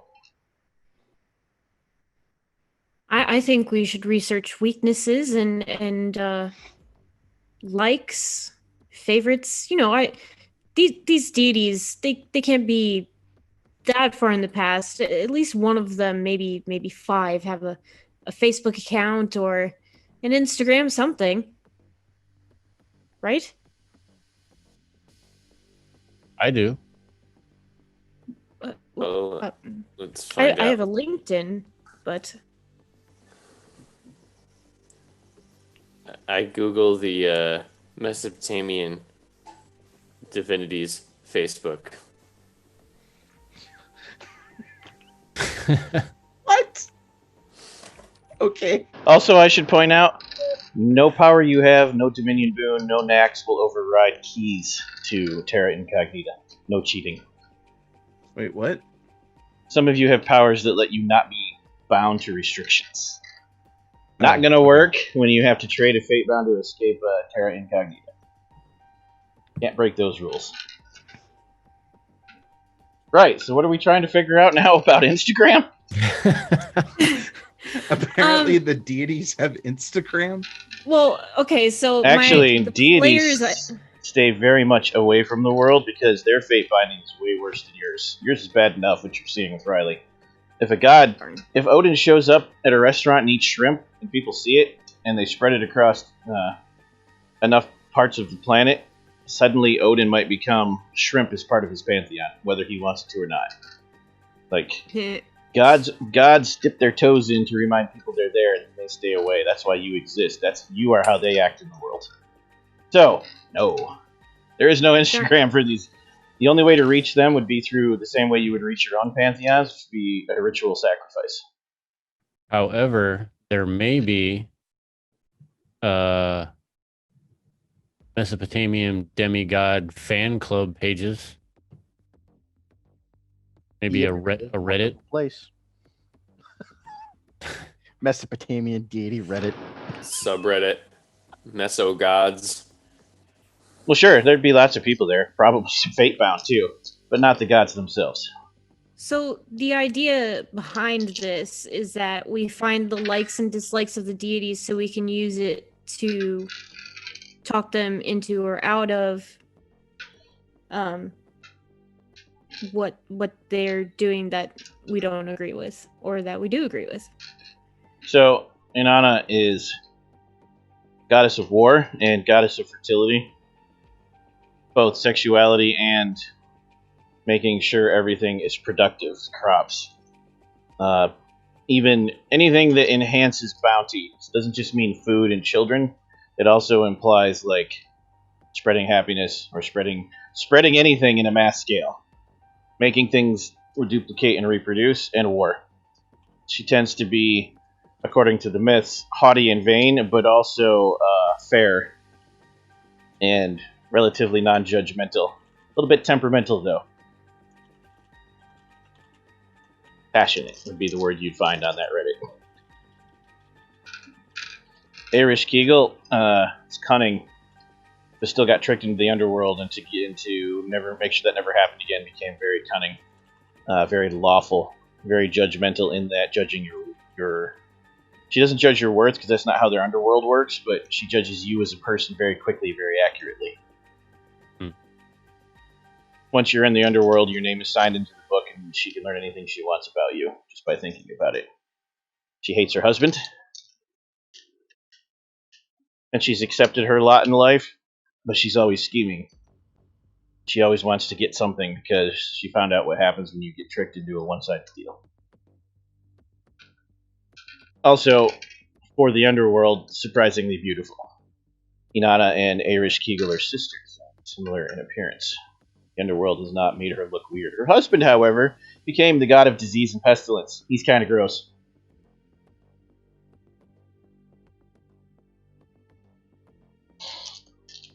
She doesn't hate her sister. She doesn't trust her sister.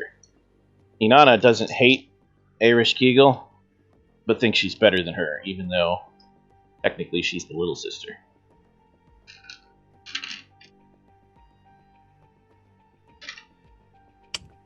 Do we know where the nearest portal is? Were we able to gather that? Also, interesting side note before I answer that. Irish Kegel is also sacrificed to for bounty. Good harvest, lots of sunlight, mild winters. Which is interesting for an underworld god.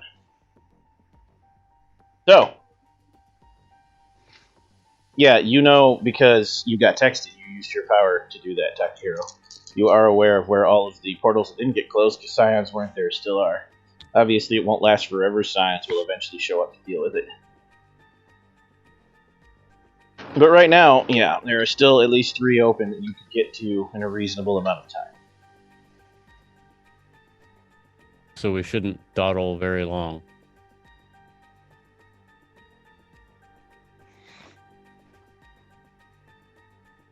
Has everyone chosen an item that they're going to leave behind? I don't really have a choice. It's the only thing that's special to me right now. A book? My research paper for the peer-reviewed journal. I would also like... I'm sorry, it's so thick I thought it was a book. I would also Thank like you. El Pulpo. As the guy always looking for the best advantage to win. To roll, cunning, plus survival. I want to see if you notice anything in all those books that Sammy made you all read. Cunning. Oh wow, I have no survival. Let's not do survival then.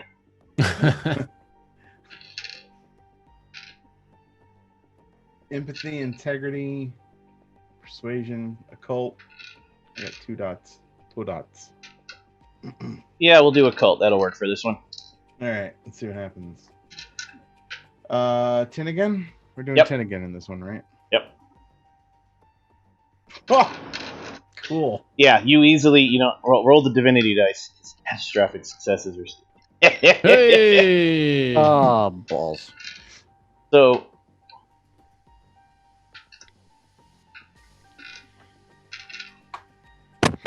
catastrophic success means you succeed beyond your expectations, which has 2 meanings. 1, it's really good, and 2, it's more success than you actually wanted.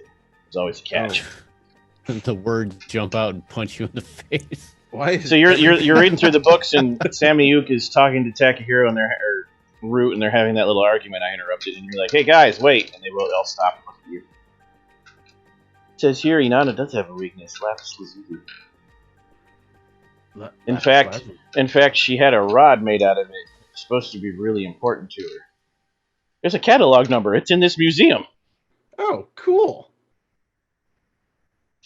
How did I miss? How did you? It's okay. Even the best have a bad day. Why don't we go get this staff and then we can go check out this portal? Bad day. This is the worst day. I'm losing my research paper. You're finding artifacts that I'm supposed to know about. I spilled coffee all over my $300 textbook, and I'm with. I mean, you didn't lose it. It's in the catalog. It's right here. No, my research. You weren't even listening. My research paper. I've spent an entire year on it. It's as thick as a book, according to this. I am branch Roots. Root. Oh, Right. holy shit! You're still talking. Wow. Okay. Yeah. Staff. Cool. Sweet staff. You Wait. got like a key card or something for that? The museum's gonna notice if I take this. Maybe if you just say like you're borrowing it for a science experiment. I don't practice science. Okay. At that moment, museum staff member, a high-ranking curator shows up, holding a very ornate wooden case, walks right up to El Pulpo and hands it to you and says, I don't know why I'm giving you this, but I know you need it. Somebody just walks up and hands me the scepter. It's in an ornate wooden case. Oh, Oh, we don't know it's the scepter. cool. Oh yeah, he knows. It says it on the box. Scepter of Inanna. Oh, cool. Just here's It's- the box. It's in the box because you can all feel the power resonating off of it. It's containing it. Ooh. It's a relic. Please tell me that you signed all the paperwork to sign this relic out of the museum. Please. Blank stare at all of you. I don't know why I did Blank, that, blank. but I don't care. I'm going to have lunch now. Wanders off. Good job, Paperwork? Pulpo. Fate doesn't care about your paperwork. Anyone who is not Samiyuk or El Popo, please roll cunning. Oh crap. I'm gonna get fired. Cunning and Subterfuge. oh hell. And subterfuge. Yes. Is this in relation to lying? No. This is in Okay. relation to noticing stealthy things. Okay. Rolling out of. Okay, 5 successes. Okay. Oh, God. Do I still have a? Do you want me to roll my divinity? You have to. You don't get a choice. Aw, Oh shit. No catastrophic success. Okay. no. Alright, You so you all one. need to roll though, because if only Root gets it, I'm only telling Root. If at least 2 of you get it, I'll tell the party. Oh, Oh, dang! Oh hell. Roll that divinity dice. Okay. Oh thank God. Oh god. No. We both rolled a 6 on our All right, here we go. divinity die. All right, Takahiro. Go. Nice. Wow. You have no divinity What the dice, so you're good hell? there. So you all 3 of you notice, which means you all mention it, that lurking in the corner, watching this whole thing from the moment the guy walked in, was a very, very gorgeous Middle Eastern lady. Shadows made it hard to tell specifically where from. But she's got that long black hair, dark eyes, big lashes, svelte body, 6 feet tall, wearing a dress with the slit up the side. Just watching the whole thing disapprovingly. Turns What and does she leaves. smell like? Lavender. Sandalwood and lavender. Nailed it. And as she turns to leave, the 2 of you who got more than 2 successes see a glint, and all of her jewelry is lapis lazuli. It's probably Inanna's Scion and knows you took that shit. Catastrophic success, everyone. Oh. Oh.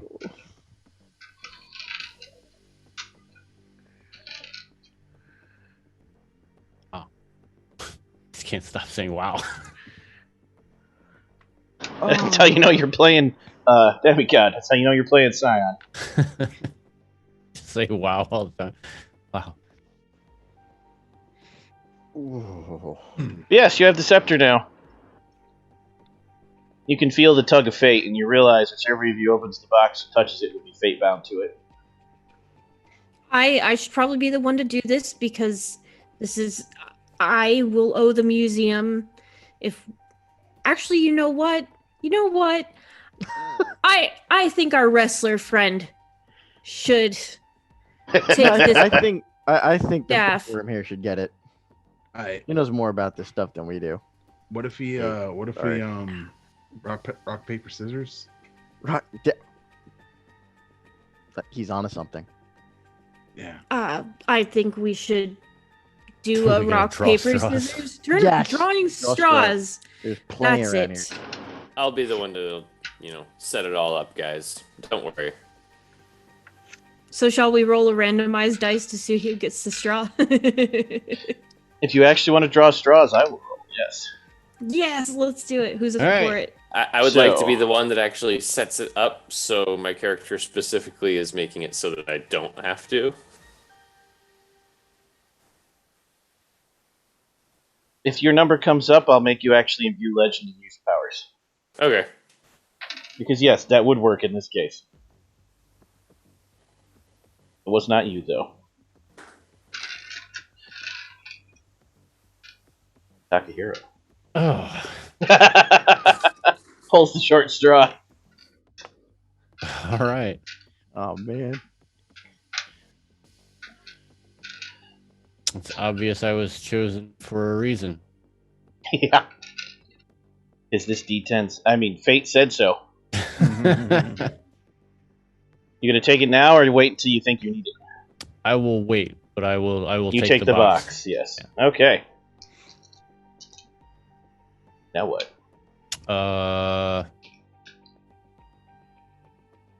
What was your buddy's name? Root Riley. Riley. Yeah, that one. Yes. She acquire us another plane to the nearest portal. He looks over his shoulder, and Riley's standing there. What? Oh yeah, I did like 10 minutes ago.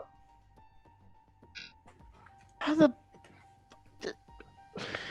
Like a human Uber. Yeah, she's got the badge too that Sammy was talking about. When you say human Uber, you're Kitsune and her standing next to each other, and they whisper while they're looking at you, smiling Takahiro, and they both giggle. I'm used to this. that I don't care who you are. That's not good.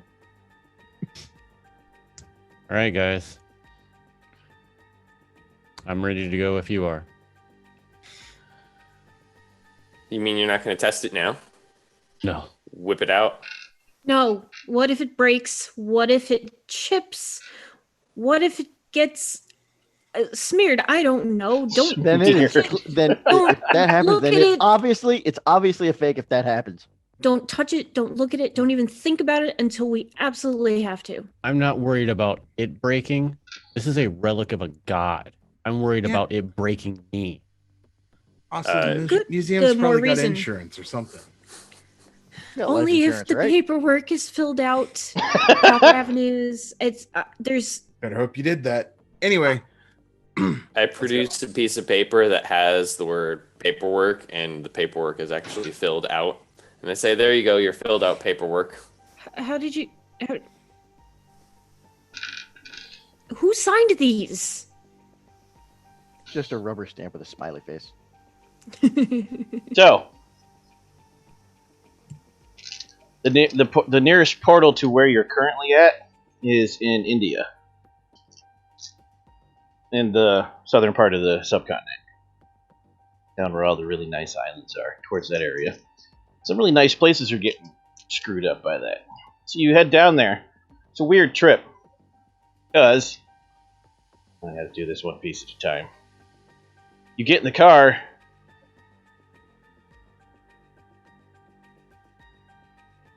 And El Popo, the driver of the Uber, gasps. Normally you don't even pay attention to the driver. And he lowers the window. And he whips around and looks at you. And it's... Did you pick a name for your old tag partner, or do I need to make this up and make it amazing? you gotta make it up. It is... Amazing. You gotta twist your wrestling knowledge on this one. It is El Merte del Diablo the Supreme. Your old tag buddy. He's got a little bit of a belly now. He's been into the beer. A little jowls, Okay. but he's still got the muscles. Wait, he's he's like- the driver? Yeah, he's like, "What are you doing here?" And you're like, "What are you doing here?" What are you doing here? Are you I mean, a cab What are we driver? all doing here? I was just doing this for some extra cash. I'm here for, one of those Hall of Fame shows, and like I was bored. I didn't want to get drunk, 'cause you know what happens when I get drunk. Pick up some Uber drives. Uber, you can work anywhere. Where are you going? I should come with you. Wait, no. You shouldn't. I see that Because- look in your eye. I'm definitely coming with you. No, Close the window back up. No, you're Oh. gonna get left behind in a hell spawn demon. He laughs and is like, "It'll be fine. It always is with us." You make your way to the hotel. Crap. And by the way, we're not going to remember that wrestling name. We're just going to refer to him as Juan the Magnificent. Supreme. On the magnificent. Fair enough. Because that's easier to remember than whatever I just said. When you get to the airport and you board the plane, this plane was actually coming in from somewhere else and just happened to be here after it dropped off its last charter. And the pilot gasps when he sees Eric. Oh, crap. It's your best friend. You know, your childhood best friend. Your boon companion. The one you grew up with. Tell us about him or her. What are you doing here? Well, first, give us a description. I mean, 'Cause it's your fate bound. all right. I mean, he's my best friend since we were kids. We run around and climb trees, throw rocks at each other. We both tried out for. What is his police name? forces and his name is Sven. Sven tells you, and that's good enough for this description. Sven tells you that, you know how every time you just send him money because you get all the money from all the things and you don't need it all, you just like to take care of your friends and family? Yeah, he used some of it. His pilot's license. Now he makes 6 figures driving around rich assholes in airplanes. Well, shit. But it seems like you're on an adventure and I'm coming with you. No, Oh, I see No. that look in your eye. Definitely No. coming with you. I have no look. I have no eyes. Don't look at my eyes. How dare you? I have Fly no the eyes. plane. That's it. That's all. You just fly. And then, just as the door is about to shut on the plane, you hear somebody yelling, "Wait, wait, wait for me!" And out of breath, I don't know if this is male, female, or other, Everett will have to tell us, but an out of breath young person who looks like they're probably just barely out of school, or maybe they're still in graduate school and college, comes running on board and says, "Sammy, you can't leave without me. I'm going to help you take care of that relic." Where the hell are these people? Which round is this one? Your apprentice. It's going to be the 5 dots for all of you, the most valuable. Oh, Esperanza Gonzalez. Esperanza Gonzalez. I was expecting a much longer name than that. It's a girl, by the way. She's a girl. Okay.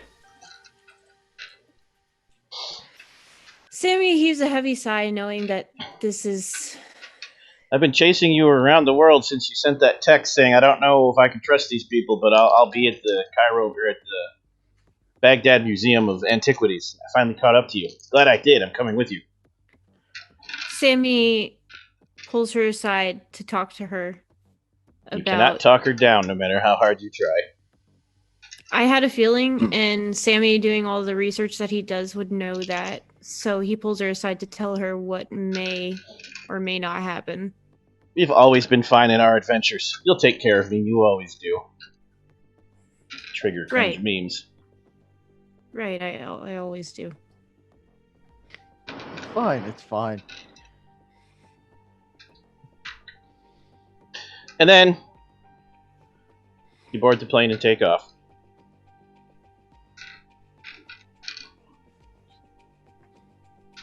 You land at what's the international airport in Should have looked this up. Don't want to waste time now. International airport in the part of India you land in. And pretty sure they have at least 2. Really should have looked that up ahead of time. So, you land. More than 2. At least 2 major ones, yeah. I'm sure that's a big country. They probably have a lot of international airports. You land, and the first thing that happens when you get off the plane is this girl comes storming out from the waiting area, walks right up to Root, and starts demanding to know who this girl is, pointing at Riley, flying around with you when you haven't called her in 2 weeks, and she had to chase you down. Describe your unrequited love to us.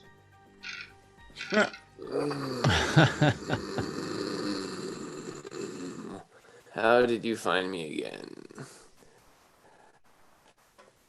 Hi, Karen. She's about 6 foot tall, bombastic redhead. And Root's just sitting there like, not again. You follow me everywhere. I mean, you're great lay and all, but you really shouldn't. You know the deal. I get into fights with things crash on the places I lived in. Oh, I can't trust you with this floozy. I'm going with you now. Let's go. Gives you the look. By the way, I know I had to step away temporarily, but you should know, Devin, you broke me when you said Karen. Why do you think it's unrequited? And then, as you're all waiting for another Uber or a taxi of some kind to take you deeper in, you run into one other completely random person that shouldn't be in this airport at this time. It's really weird and strange. There's just one left. I'm interested to see what this person is gonna be.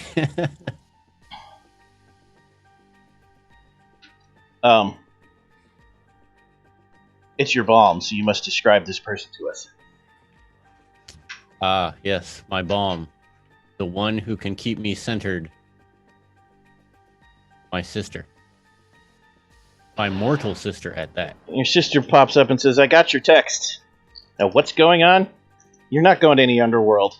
At least not without me. Why is everyone sending text messages?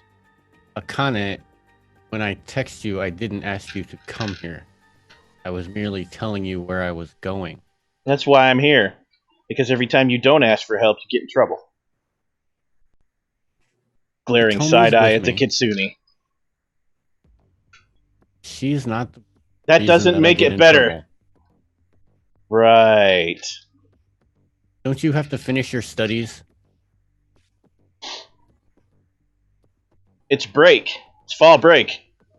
That's a thing in this world. It should be a thing in the real world. Fall straight. Hurricane week. That would actually... I don't think that's the same season in Japan, is it? Anyways, fall break.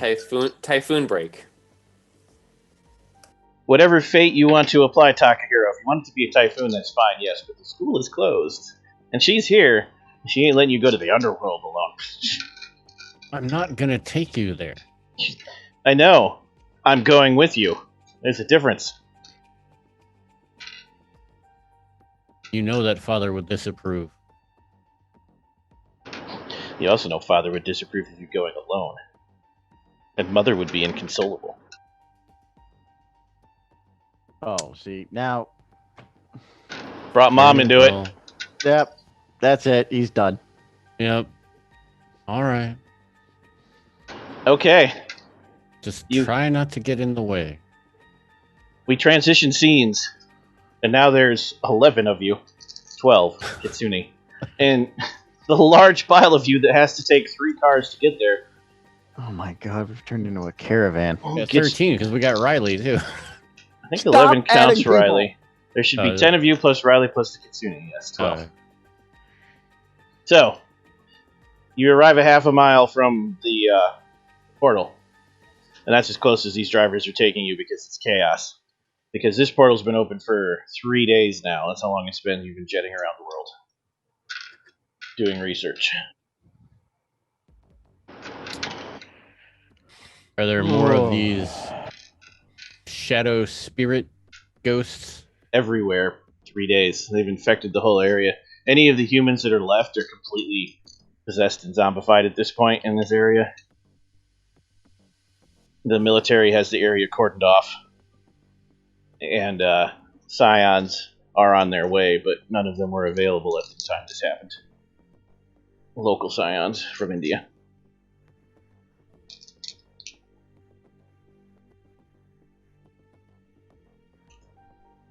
Well, guys, So now you could just go in and punch your way through the ghost, but the whole pack of mortals behind you now. Unfortunate.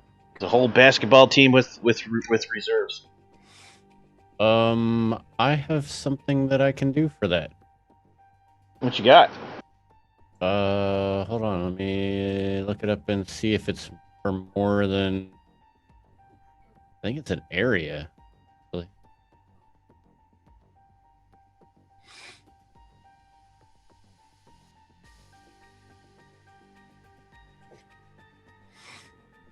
Oh. No, that's not it.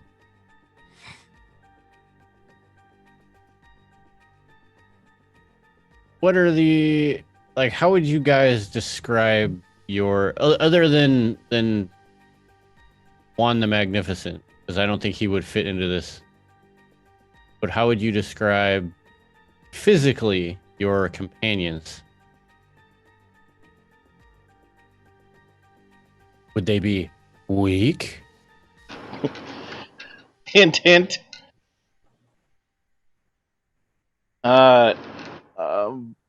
Anybody who has battle fate bound obviously could not. Otherwise, describe as you wish. I'm gonna say reasonably weak, especially as far as gods are concerned. I mean, human. I'm gonna say mine's just a typical university student. My field apprentice, really. So they're probably in their last year of university. They probably hit the gym like every day, but I don't think she is. With the exception of Very El strong? Popo, I can also tell you, Dwayne, that none of them are battle trained or have any fighting or combat skills at all. They might not be physically weak, but they don't know how to shoot a gun or throw a punch. Dude flies an airplane. Hmm. I mean, not a whole lot of oomph in that. What's the wording that you need clarification on? So one of my knacks, one of my guardian knacks is called a purpose. I can dedicate myself to an ideal of my choosing. Fight for love and justice, defend the weak, save the world from invasion, etc., etc., etc. You just skip save the world from invasion. That covers everything happening right Okay. now. It's literally what's happening. I mean, yeah, I don't know if it was like alien invasion or. Nope. Invasion from other worlds. Wrecking Yeah, this when I one. take this action to defend this ideal, I get a +1 enhancement to all applicable rolls and to any stunts I may have gained from knacks. So, Okay. like, warning. So, like, I can sense danger before it emerges. Detect ambushes. Just. So then the second question is, while Takahiro defends your charges, are the rest of you going to demigod your way through, or are you going to try to slip through and avoid the chaos, even though it may hurt you to not help all those civilians so you can get the greater problem solved? Are you doing for the greater good? I am looking So about how many are there? for. Humans? Visible? Yeah. 30 or 40, but in this blocked off area, hundreds, maybe thousands. There we go. I would try to work through it instead of just going to the main event. Helping preserve the modern culture. Well, no, I mean, are you gonna fight and try to save humans, or are you gonna slip through quietly, just get to the gate and get through? Because if you fight and start saving humans, your divinity starts shining, and you'll attract all the monsters, and then those mortals with you are in more danger. Oh. Mm-hmm. Oh, that's a dilemma. Oh, so we kind of have to slip through so nobody dies, basically. You either got to let Kinda. some of these mortals die, hoping that solving the bigger problem saves more mortals, or you have to endanger your mortals to save the other ones you don't know. Yes, it's a moral choice.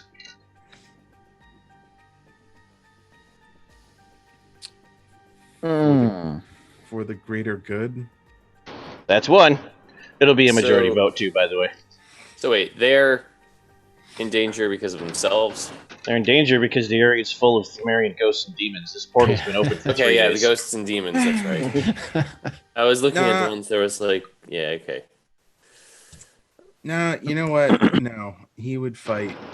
All right, that's one vote for endanger those close to him. It'll be a majority rule. So Don't want to endanger my friend. So that's one for stealth. Sorry, Sammy, one for stealth. 1 and 1. Sorry, Sammy, go. Sammy would feel that to get to the root of the problem would save more humans in the long run. 2 for stealth. 3 for stealth. Takahiro, I want your vote anyways because I want to hear characters' moralities, even though Well, that's going to carry. Akane knows who I am and what I do. And if she wanted to come along, then she's willing to take the sacrifice. She knows that I would go for the greater good. For the masses. Save So the you- masses. Save the masses. Okay.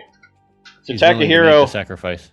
and El Pulpo are reluctantly pulled along on the stealth unless you as characters decide to, the two of you, go alone against the monsters. But the monster. Hint, lots more where you're going, no shortage. As Okay, characters, you yeah. have free will. You can totally break away the two of you and start punching things, or you can just get dragged along by the group knowing inside you made the right choice, they didn't. I don't. That seems kind of dickish to think that way. We No, made like- the right choice. I mean, he would fight just to fight, just to show off. But if we need to stealth it, we need to stealth it. So. Okay. Takahiro, submit to the will of the group or go solo against several city blocks of monsters. Ugh. The odds are vastly against you now. That actually just gave me, as a player, a chill. No, I will not go it alone. All right. What cool stealth powers are we using to get past the monsters? Everyone looks at Root. What are you looking at me for? Fine. You're Captain fine. Poof. I'm good at running interference. That's about I'm it. not really good at running. Sammy sees all and knows all. Sammy sees himself. So does everyone else. I do have an ability for this, by the way. Not for the sneaky bits, but the knowledge bits. The side reels. How do you say Let's it say again? sidereal because it's fun. Sidereal. Sidereal. Cereal. The Cereal. cereal revelation. It's all Rice So- Krispies. I get to look from the star's point of view, look down, and get basically an aerial view map of where all the enemies are. And that's actually a Dominion stunt, which means, remember, before you begin this scene, you can each pick one to activate, and then the whole group gets that advantage. Meaning you all get that. Sidereal. By the way, the actual pronunciation Sidereal. is sidereal. No, it's sidereal. I It's looked it. cereal I now. looked it up and clicked the little thing that talks to me. Yeah, sidereal. It's now cereal and Scion and Definitely not Scion. We'll have a rebellion on our hands. and Demigod. Demigod. And my ho- God. Oh my god. and Ooh. Horeo. My Laboratory tomato. Laboratory. Yes. Okay. Fog. So that's one stunt going to be activated. What about the rest of you? Well, it doesn't actually say that I have to do this alone or that I can't bring other people along to pierce the veil. To basically just basically teleport. Is that a Dominion stunt or a knack? It's or a knack, immortal knack. read it to me. When you cross the boundaries on an epic scale, descending into the afterlife on foot or driving your way across the globe, imbue a point of legend rather than spending it to invoke your legendary title as a feat of scale. Yeah, if you invoke scale, you can widen the effect. Yeah. So which title are we invoking? And don't forget to mark off the imbued legend for the scene in case you need it. Okay. Probably won't, but you never know. So which title? Guide of Law. Approved. Eric, Takahiro, and El Popo, any cool stunts you want to activate? You don't have to. You have a chance if you want to increase odds. Because I've got Hierarch of Need.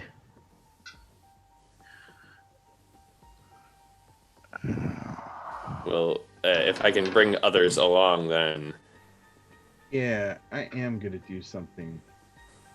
That does. What does that do? The teleport doesn't remove the need for stealth, though, Devin, because you still pop out back at the portal. At the center of the problem. okay. Any But of your choice, maybe. it reduces the dice rolls against you to 1. So yes, Okay. El Popo, what you got? Going to imbue Popo Morte, the pursuits, and use Understanding the Battlefield. Okay. Story guide. What's the best way out of this place? Yes, you can use that to position yourselves perfectly to get yourselves enhancements against my dice roll to see you. Instead of me giving you a direct answer, that's how that'll work. Fair enough. Alright. That leaves Eric, because Takahiro is using defensive in case it all goes to shit.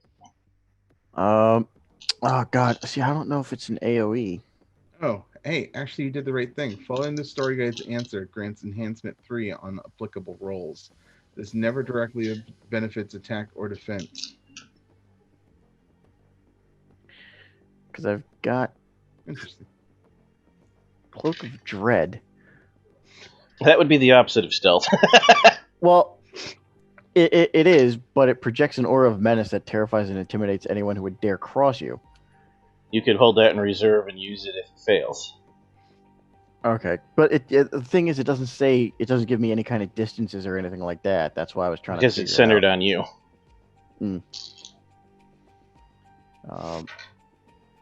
Wait, Fair. You want to hold that in reserve in case this Yeah, fails badly? I'll hold that in reserve in case it all goes to hell. So we got 1, 3 successes, and you had the ability to remove 5 successes. You easily stealth your way to the portal. Who's going through first? I would go through first. What are you giving up? Not your mask. No, I spent some time thinking about this. Where is my... Okay, so he hands over his pants, but they're not just any pants that he would be wearing that day. These were the same wrestling tights when he faced off against Island Jim and won the Absolute Collision Heavyweight Championship title. Okay. And he really likes these pants, so he's just walking around in like boxers and a jockstrap at this point. So, those pants helped you win a title against, what was the other wrestler's name? Island Jim, and he won the Absolute Collision Heavyweight Championship title. What kind of fight was it? Was Jim a heel or just regular match between two non-heels? No, he was the heel in the match. So, for the duration of your time in the underworld, you will be at +1 difficulty to use empathy to tell when people are about to pull one over on you, to lie to you. So I'm better at it? +1 difficulty, meaning you need Okay. more successes to succeed at reading people because you lost your pants to beat a cheater. Okay. Takahiro, you're next. Now that the first person goes through, what actually happens is El Pulpo dramatically gives up his pants. I'm sure it's dramatical. He takes them off, and they just disintegrate to ash and blow away on the wind. It's like, huh, now what? And That then was arcs unexpected. forward like he got grabbed by the shirt and gets yanked through the portal. He makes a noise like it hurt before he disappears. Gets cut off halfway through. Does Juan the Magnificent follow him? On the Magnificent is like blank face. Crack, crack, tag team, and dives through. And it lets him through. Doesn't stop him. Takahiro has some Taoist prayer beads Okay. that were given to him by the eldest monk when he first started his quote-unquote servitude at the shrine of Inari. Okay. And he reluctantly takes that off of his wrist, counts a couple more one last time, and then offers them. They immediately turn to dust or rust, depending on what they're made out of, and blow away. And you can feel that you've lost touch with your culture temporarily. +1 difficulty to any culture-based rolls. Whatever Wow. and you get yanked through. And your sister grabs your hand as you start getting yanked through, and it pulls her along too. Root! Hitomi just happily skips behind. Oh, sorry. Eric. I have a challenge coin that is bent around a bullet that it stopped when I was wearing it in a shirt while I Okay. was on the job. And I'm going to offer that up. It turns to dust and ash. And you lose. I like yours the most, by the way. So, Oh, God. I am going to remove 1 point of collateral because you're about to get screwed because you played into the roleplay there. So the party gets rewarded. You're at +1 difficulty to all defense rolls until you exit that underworld. But you've spared the Yeet. party symbol collateral. Okay. Dammy.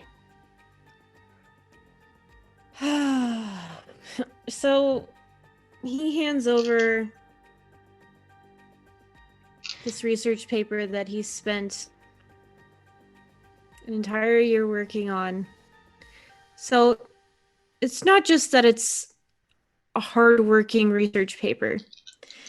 It's that the one prior to this that he worked so hard on was actually stolen by a fellow researcher who used to be his friend. And they're actually now fate-bound to him as traitor. And Okay. this professor had taken this research as his own, which caused a lot of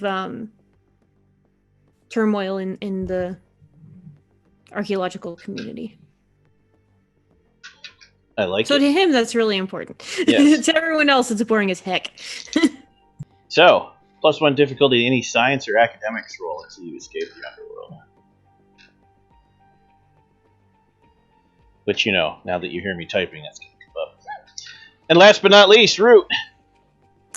So the first thing Root does is just reach into his into her pockets and just pulls out a pen because it's the first thing she can find and is like, damn it. Pulls out an acorn. Wait, I make sure that everybody Redhead else is going slaps first. you in the back of the head, Riley laughs. All right, fine. You go first. You know I don't want you seeing this. I shove the redhead through. She All bounces off of it because you have to take your sacrifice first. It actually makes a sound like hitting a wall. She turns around, she's real mad now. You better do this quick. You're going to get beat up. You might wanna do it Well, and at run. least that was worth it. And I reach behind my back and pull out. Kicks you a right in the wolf knee skin. because you said that was worth it. I pull out a wolf skin that nobody knew was there, and I offer it up. That's not the skin, is it? It's the skin. Yes. Sure you want to do that? You don't have to give that up. I get it back, right? Yeah, but that means you can't use it the entire time you're in the underworld. You can't Yes, use I that know. power. Hey, it is the most valuable thing to me. It is the most Okay. important thing I've got. So, I mean, Well. yeah. You cannot become a werewolf then until you leave this underworld. Yeah. And you are all three of you are pulled through, including Riley, who's like, "I'll be here when you get back." What? Wow. And you land in a very dark and dreary place. Stand by. On a dark and dreary night. It's always night here. There is no day.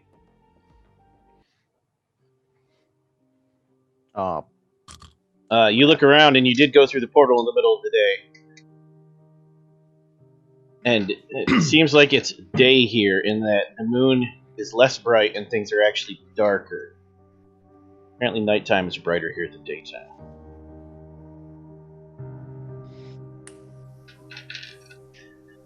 So, there's a slight breeze blowing dust into the air that chokes you while you are all immediately parched and dying of thirst. But the dust, when it hits your nose, it smells wonderful. It smells like all kinds of good yummy spices. All of the buildings are older than they should be, of course. They are entropied, they are crumbling and decaying. And they seem wispier, thinner, less substantial somehow. But they're all the same. The layout is the same. Except for this particular city on this side, it's just empty. Because everyone left through the portal.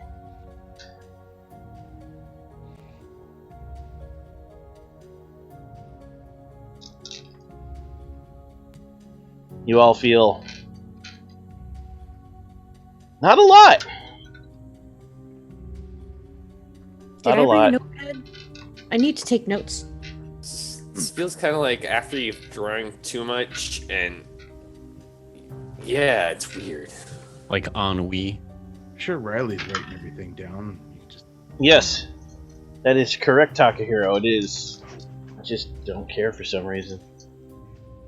You'll take journalistic notes. I need to take academic notes. The style of the architecture, the bodily sensations. Just relax.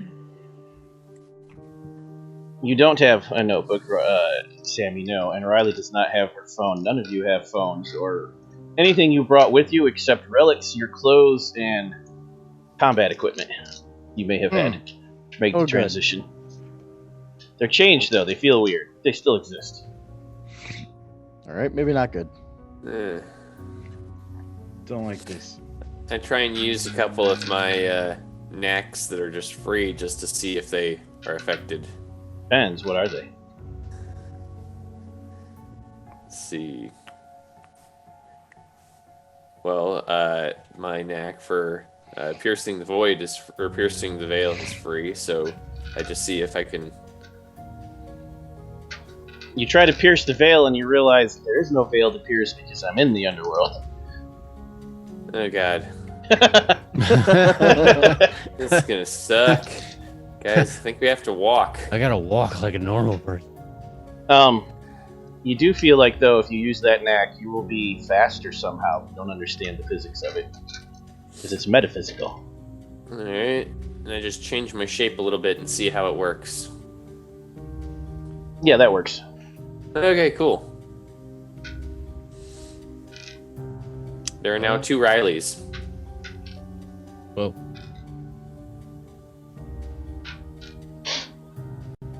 Weird. Y'all just stand there looking around going, that sucks. Kind of This is does. extremely uncomfortable. That sucks, but you know what? I don't care. In fact, you feel like you could just, I don't know, find somewhere to sit down and sit. Sit. Just sit forever. Not even think, because I don't care about thinking. Just, take a load off. What how has the rod changed at all? You haven't actually looked at it yet. Oh no. The energy actually feels stronger here. Actually, if you pull it out of, I'm going to say you have a pack, some kind of shoulder pack. If you pull it out of the shoulder pack, it's uncomfortable to hold. It's simultaneously hot and cold and unpleasant. Like the energy is intense. Because you haven't bound with it. I make a small. However, when you put it in the box in your hand, even just the box, you immediately snap out of it, and you all actually see it's not the color, but it's like the fidelity of Takahiro increases and sharpens. And you're like, oh, right, we have a mission. And everyone else is like, you're shiny. I don't care. And we have to usher these people along. You look back, and everyone else is just sitting there on the ground. Really just tired, guys. I'm gonna take a nap. All right. Yeah, that sounds good. Against my better judgment, I will fight the heat and cold and pull the rod out. Okay. You open the box. The blue light hits your face like in a movie when they look at the box you never get to see into. Lit up.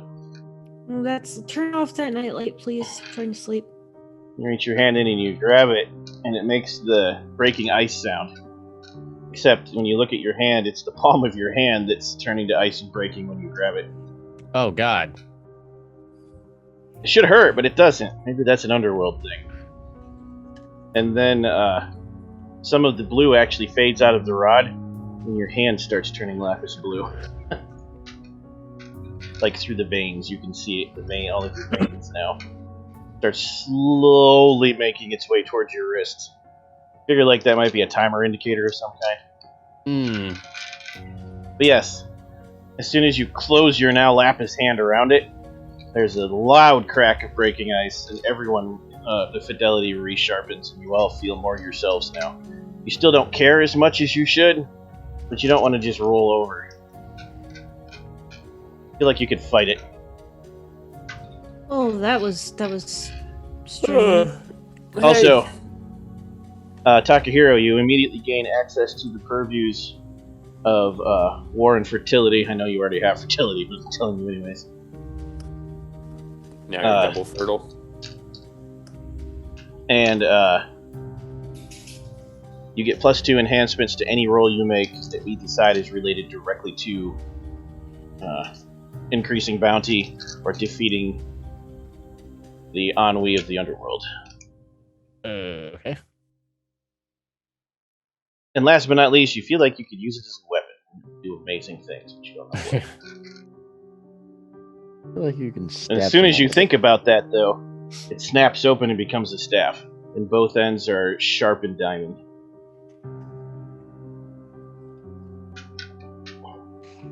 And you're like, I've never used the staff before. And you twirl it like a martial arts master. Yet it feels strangely familiar to me. But guys, I think we should really move on and quickly. I don't know how long I'm going to be able to hold this staff. You got this. As soon as you start thinking it's big and bulky, it snaps back to scepter mode.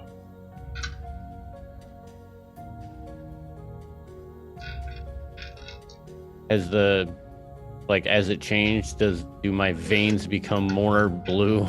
Nope, does not seem like using it is what increases it. It's probably like you have X amount of time to get out of the underworld before it does something bad to you. This wouldn't happen in the surface world. Yeah. So we need to move. Yeah, right now it's real slow, so days and whatever a day is here, but still not weeks.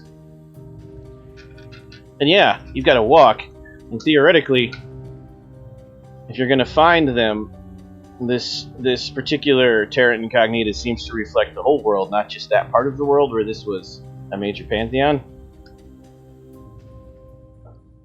but you still have to walk or somehow get to the fertile land between. Crap! Help me out with those two rivers, people. Tigris and Euphrates? Thank you. Tigris and Euphrates, yeah. Which means you're basically walking from southern India back to Iraq. Wait, you said that this is a reflection of the world, though. So does it also reflect, an airport? I was just thinking that. Not where you're at now, because there wasn't an airport here. But, to help you out, it does reflect cars, so you go to a car and you open the door and the inside is just hollow metal. Damn.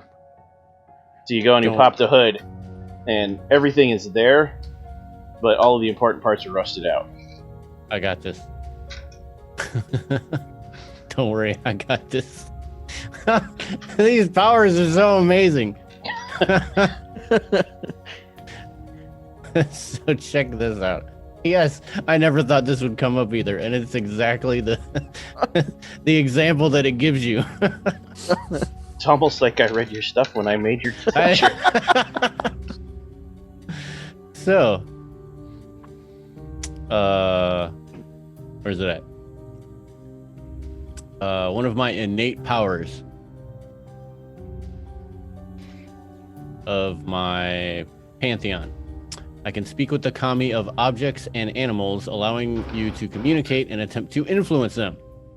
You have attitude 2 towards you by default. The kami of objects have a limited degree of agency, primarily taking unrolled actions to do things the object may have done anyway. Sweet talking the kami of a car could convince it to start without keys, but not drive itself around. Yep, you can in fact make one of these cars work. It's going to be uncomfortable.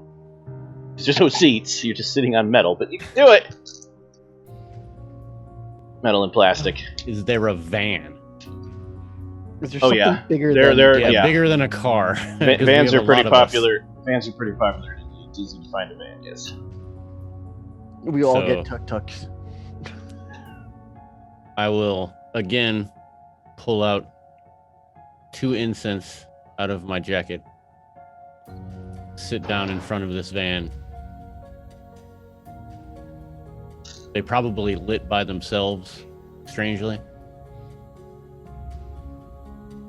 Yes. And then I will The color's wrong, too. It's all violets and blues, purples here. Ooh, pretty. calm It is myself. pretty, yes. Ooh. I will say, Kami of the car. What do you want? I'm busy. We require your assistance. Require. That's a strong word. I don't even know you. We seek your assistance in bringing life to this car once more. 30-second delay. I'm sorry, what? You're still talking? What'd you say? I was 10-second delay. Distracted. You seem to be misfiring. Seems like What can I do to assist you? Just don't crash me. And it starts. All right, guys. It starts real hard, like on a real cold winter day. But it starts. Oh. Even objects have the ennui here.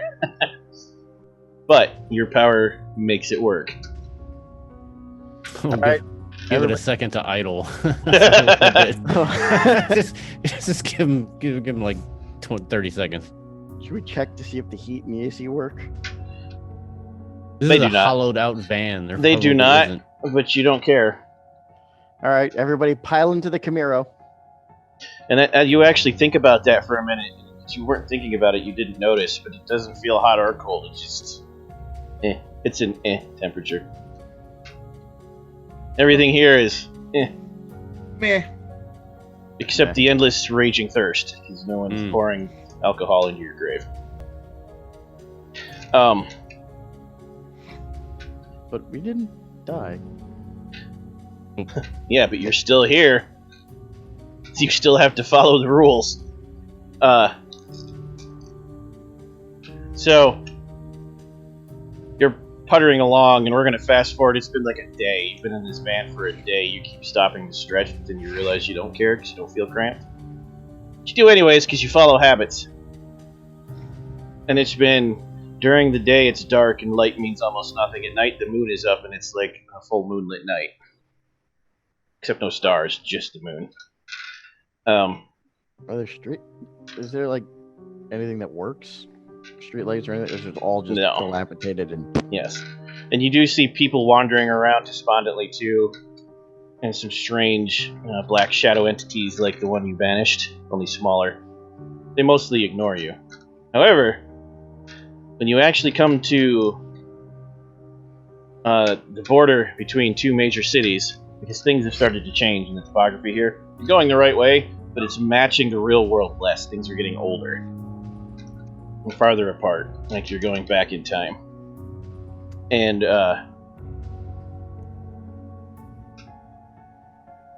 as you come to the barrier between cities, you see that the road ahead of you is blocked by three beings.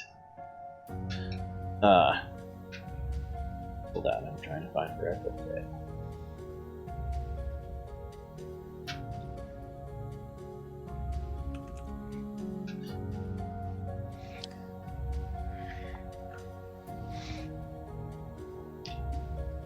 So, you've noticed that whenever you pass through cities and someone's enforcing a law, the rulers of this underworld are gaunt, pale, and ugly things.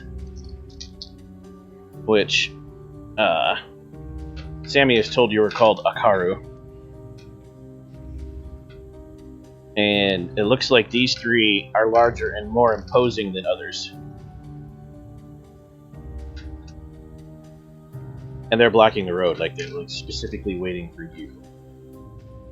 They're mostly naked, they have bird feet and bird wings. You notice some of the people here do too. It seems like the more time you spend here, the more avian-like you become.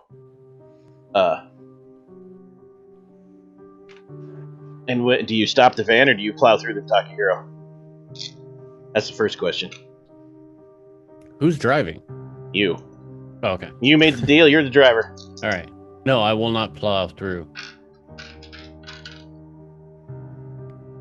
But I won't stop. I will take my foot off the gas because I'm afraid that if I stop, the car is just going to be like, and just shut off. Okay. Just kind of coast to a stop then because it is a little uphill. And the one in the middle steps forward and smiles. And you all think about that description again. Gaunt, pale, tall, death-like beings that Sammy translated the text to mean feeds on pathos, but the actual word was the Sumerian word for blood. The one that smiles has fangs. oh, And it says, in Akkadian, which Sammy can understand due to his power, "Why are you here? You shouldn't be here. You're alive." The one next to him, which is a woman, says, "Yes, we can smell it." We have an appointment with a very, very important deity. So if you could just let us pass, that would be really great. The one on the right says, "You can pass if you pay the toll." It slowly licks its lips. So you see, and I'm wondering if I can use one of my knacks by any chance. You can always try, yes. Let's see. I think it's called Blockade of Reason. Let me double check that though. All right, let me click you.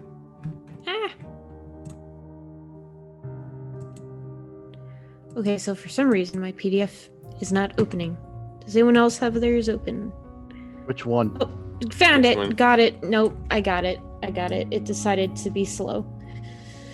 So let's see Oh. here. It is Blockade of Reason. I think. I hope. You readily deflate the arguments of hucksters and conmen with a sharp application of reason or blunt denial, usually calling out the person for what they're trying to do. Mm-hmm. Is that useful to this? It will get you past all this subterfuge, absolutely. Okay. Do you activate it? Yes. What do you say? What's your blunt statement? You see, there's really not a toll. You're just being selfish and wanting to take our blood for your own personal needs. We don't want your blood. We want your pathos. But you're right. It was all just a ruse. That's when you hear giggling from behind the van. Initiative time! I was just gonna say, can I use an act then? Crap. Initiative is beginning. If you want to activate Dominion stunts for the group to use, now's the time. Crap.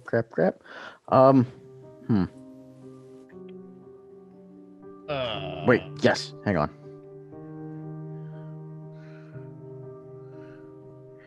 Because this seems People Do I- made of stone. good time for... And don't forget, when you do roll your initiative, it's cunning plus the skill will depend on what you're going to do. What about people made of stone? That's a Dominion that I would like to use if it's the one Yep. I'm thinking that it is. Make sure you tell everyone what they can do so they can note it, and it will be active.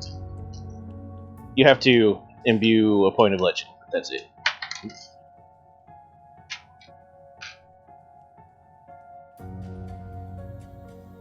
It is a defensive stunt in combat. Characters may spend 1 S Success.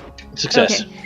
Okay. To give themselves soft armor if they do not already have a source of armor against a single attack. Which is good. Most of you don't. Well, actually, now that the wolf skin's gone, none of you do. You're welcome. That's one. Now you can. What are you going to do when it's your turn, Ever, and we'll figure out the roll.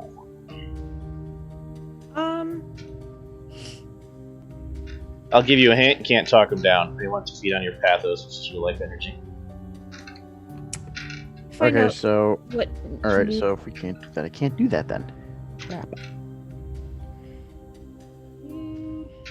You can still use all your powers here, even though you don't see sky. It doesn't mean you can't call thunder or lightning, for instance, or Heck yeah, lightning.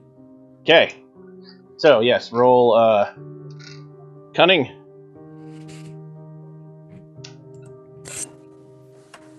Plus. That's a good question. 1 second, I need to look at your sheet. See what we can figure out that's clever.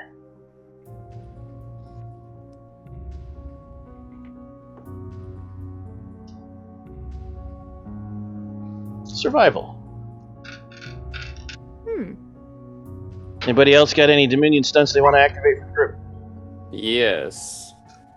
Blazing Trail. As long as we rush, we can apply a close combat attack with arcing, aggravated, and brutal tags. Nice. Okay, and what are you going to do in your turn?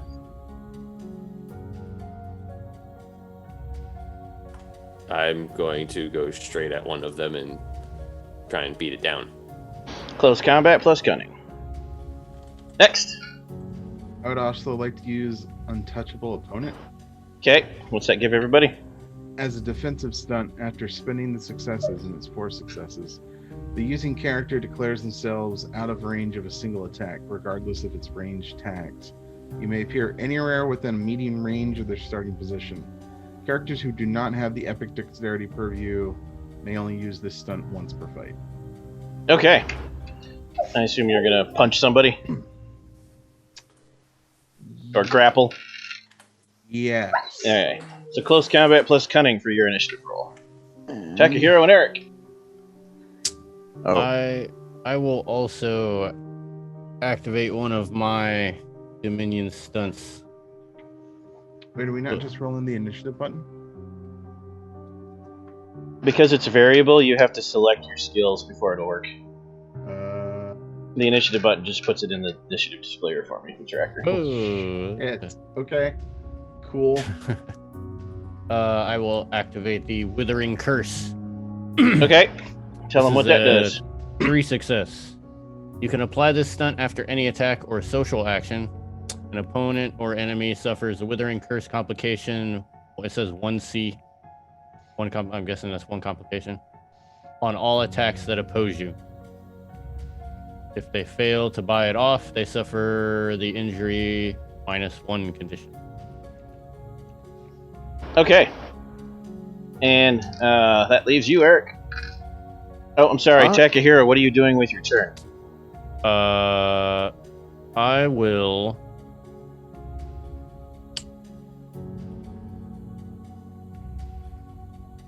You can't do a knack and a boon in the same time, can you? Depends on the knack. Because you're imbuing legend on the boon before the fight starts, it's not an action. Whether or not knacks have any effect in combat depends on what they are. But yes, you can use a knack. I guess I would have, invoked my purpose by defending the weak, and I'll like watch. Okay. Our groupies. So then, yeah, you can defend our groupies. You can roll cunning plus close combat. If you have no dice in it, now you have 2. If you already had dice, you have 2 more up to a max of 5 if you're holding the staff. Secret 4 revealed. Okay. And Eric. All right, I'm gonna use my Dominion stunt Only War. Okay. As an intrigue stunt, gain +1 scale for attempts to shift atmosphere to make violent conflict the only outcome, or encourage behavior to encourage warfare, violence, and unprovoked bloodshed. Oh, that's not. Okay. And what are you gonna do with your turn? Your first turn. And I am going to try and use, where is it? Understanding the battlefield. Okay, so roll cunning plus leadership for your initiative. Alrighty. And then after Tim rolls, I'll declare the numbers, and then you guys can decide who's going first. In what order? Come on. Cunning plus. God, oh my god. This ain't gonna go well. Right. Oh, nice roll, Sean. Yeah. There's that. Initiative. Sammy, I just need your initiative. I thought I had rolled it. If not, It did it not lied. show up. Yes. It lied. There it is. Unless that was you that's- hitting 10 again instead. Yeah, it was. Oh, it's okay. We'll use this one. So you There got you go. I you, did different. you got an 8, a 7, and 3 3s. So who's going first? Who's going second? And then everyone else can just decide their order from the 3s. I would like to go first. I'll go on a 3. Okay. I will go. I'll go on a 3. Sammy's going second. Okay. So of the 3s, who's the first 3? Or who wants to be last? Start there. I'll go last. Okay. I'll go first of the 3s. I will go second. Of the 3. All right. There appear to be 6 of them. El Pulpo, you launch out of the van, and which do you attack? One of the 3 in the front, one of the 3 that were sneaking up behind you that you interrupted before they could get real close. I'm gonna take one of the ones behind us, just sort of surprise and be like, "Hey, we know you're there." So, Okay. and I would like to immediately try to grapple one of them. Okay. El Pulpo pulls himself up on top of the van and uses it like the corner of a ring and body slams one of the vampires. Go ahead and roll it. Close combat plus might. All right.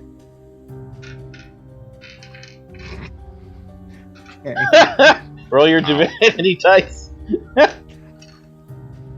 Alright. So, catastrophic success. We'll deal with that in a second. Wow. Let Also, let me double check something before I forget now that you're actually doing it.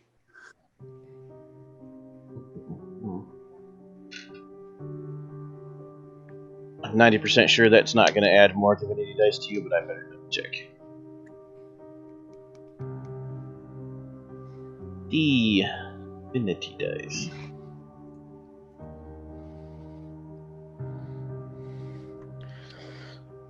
Okay. Performing marvels, performing feats of scale, resolving a deed using a virtue. That is a negative. However, you gain another divinity dice, Tim, because you performed a feat of scale with your minion stunt. Oh, crap. Also, that means you gained one earlier, Devin. You add it now for the teleport. Divinity dice? Yep, Said? +1, Okay. yep. Okay. Catastrophic success does add to my dice pool still. Okay. Now, for the stunts in the quick reference, can I do those now? Yep, that you I've need... succeeded? You only need one success to hit the guy, so you did one do damage stunt automatically. That leaves you 7 successes to spend on other stunts. Okay, so I can do... Can I do all kinds of stunts, or can I only do one stunt? You can do as many as you can pay for. However, Okay. you can only do damage once unless you add scale. Then you can do damage one time per scale. But you can add critical to get more damage. Critical costs a lot, but it lets you do 2 wounds automatically. Every time you Yeah. buy the damage stunt, you just add a wound if you get past their defense, which you did. So I want to critically hit them, which deal Yep. an additional injury condition. Yep. And then I want to pen them, which denies the opponent their defense against all other attacks. Done. Do you hit him? You hear things break. It's very wet and crunchy. Nice. Okay. Sammy. Lightning time? Lightning time. Yes. So, you see... So you have is to... this activating the omen too? Like, Oh yeah, this will definitely activate the omen. Because you're using your divinity. Also, before you describe it, I have a query. Do you wish to invoke scale? Meaning, if you imbue your legend and then spend 2 imbued points instead of just the 1 to do the lightning, it could be really, really big lightning. You get more divinity dice, which will do scaled damage. You can do good things or bad things. If you imbue your legend that way, you'll add scale 3. Oh, ho, ho, ho, ho, ho. Ooh. Spicy. Very spicy. let's make it spicy lightning. All right, add another divinity dice to your pool, and then describe it for us. Okay. So... Oh boy. Okay. Sorry, I'm just like, this is gonna be really fun. And I'm trying to picture it. It's great. So...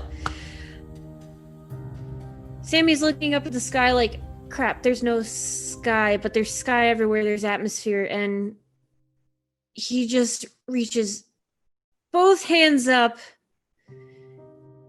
and cries out to the ancestors of the Incan pantheon, and everyone can feel their hair standing on end as the static starts to fill the air around them, and the lightning strikes down and hits Sammy, lighting up all of the Atlantean type ley lines on his skin, and the eyes glow that neon blue, and it goes into the ground, creates this large sonic like boom, kind of even pushing dust out from Sammy, and then he pushes his hands out towards the vampires, who are not vampires, but they're vampires, because we all know they're actually vampires. And the lightning bursts from his hands, and it smells like burning flesh, even though he seems unharmed, and strikes the nearest vampires. Okay, now go ahead and roll.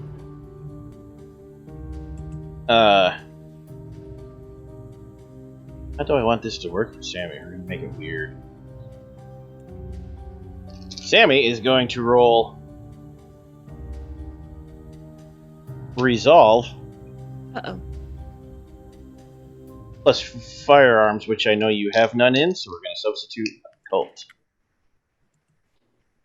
If you don't have that either, you're just rolling Resolve, which is still 5 dice. Oh boy. So I just really need to click the one, don't I? Yeah. Firearms. Get it?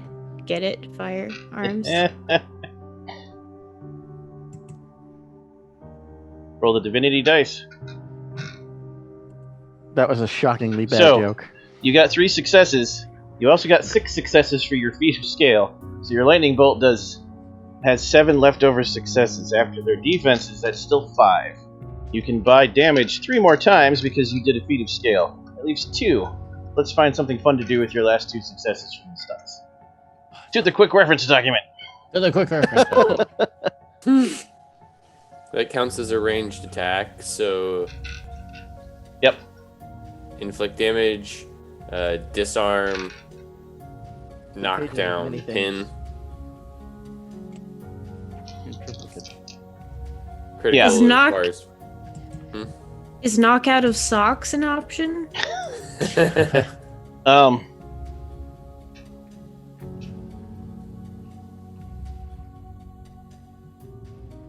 That won't work because that requires a clip, because that'd be cool. So, Empty the sky of lightning. can't disarm them. Yeah, right. You could pin, though, so I've got that with pin. That'll work.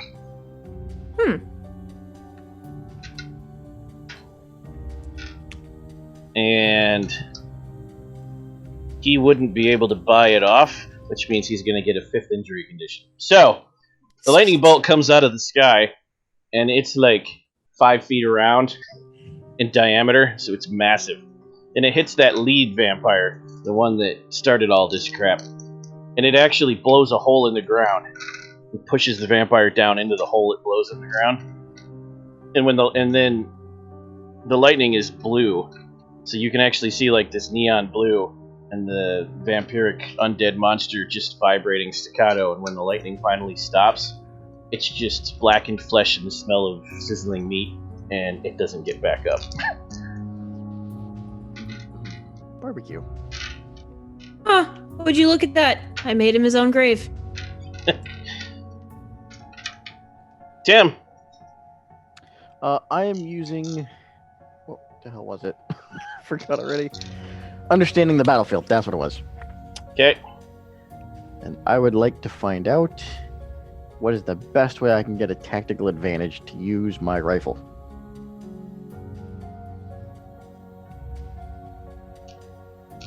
That wouldn't be a direct answer. That'd be one of the problem is you can't use it on something that directly affects combat. That's the catch. all right. Can't be attack or Damn. defense. All right, then I would like to find out what is the best way to get in one of their blind spots. That we can do. Go ahead and roll subterfuge plus cunning. If you make at least 1 success, you'll get 3 bonus successes. Yay! Which means next turn, Cutting. they won't have their defense against your attack when you shoot them. Right, and do things. Yep, you are good. Roll the delayed roll, though, for catastrophic success. Hell. Oh, Okay. Alright. Dwayne, you positioned yourself perfectly. Sorry, Takahiro.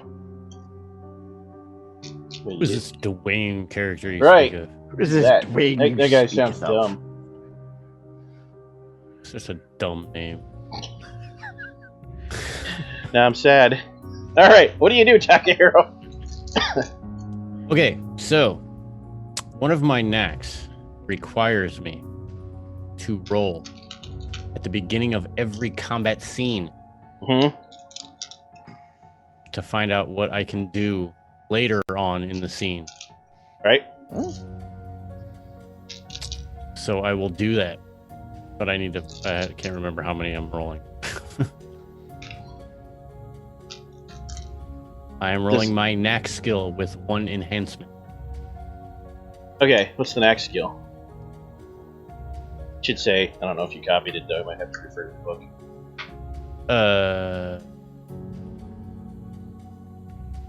It's a guardian calling. What is I'm it? gonna I might have guess a cult for the sake of lucky, but you can look for next week. You do have a cult, right? I do not have a cult. It wouldn't be that then, because you wouldn't have taken that. I don't know what it would. You got integrity? I do have integrity. That seems appropriate for your pantheon. Let's do that. Plus, your choice of mental. Probably cunning. Cunning. Yeah. Here we go. Wow. Roll that divinity dice. See if I get an mortal failure. What's it called again? Oh, you don't have divinity dice. Oh man. I don't know. What was the name of it? Fortress. You're like, I've got Fortress. You're like, okay, I'm gonna know what's coming so I can react to it. I just don't care. Yeah. Root. It just says at the beginning of combat, roll your knack skill with +1 enhancement. The knack skill would be the keyword it came from, the category the keyword comes from. Oh, And then so like the 3 dots in guardian. Yeah, Guardian will have 2 skills attached to it. And then based on that, you can get 3 things. Get out of here, which is a target you are protecting immediately. It makes disengage action. Second wind, heal bruised injuries. Third is my turn. Make one additional attack against an opponent that attacked your charge this round.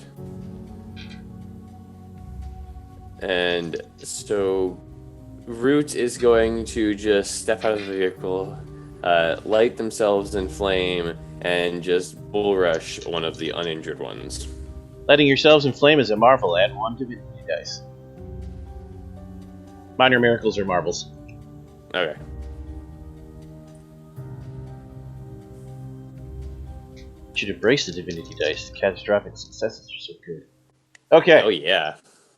Don't worry about what my dice pools are doing. Everything's fine. So, I'm pulling Steve this time. I don't care. You get as many dice as I give you. roll your attack. Which, you're trying to burn him, right? Yes. Yeah, so, you have firearms? If not, use a Colt. Doing it with my hands. Oh, yeah, okay, do close combat plus dexterity. Because you're not super punching, you're just setting him on fire.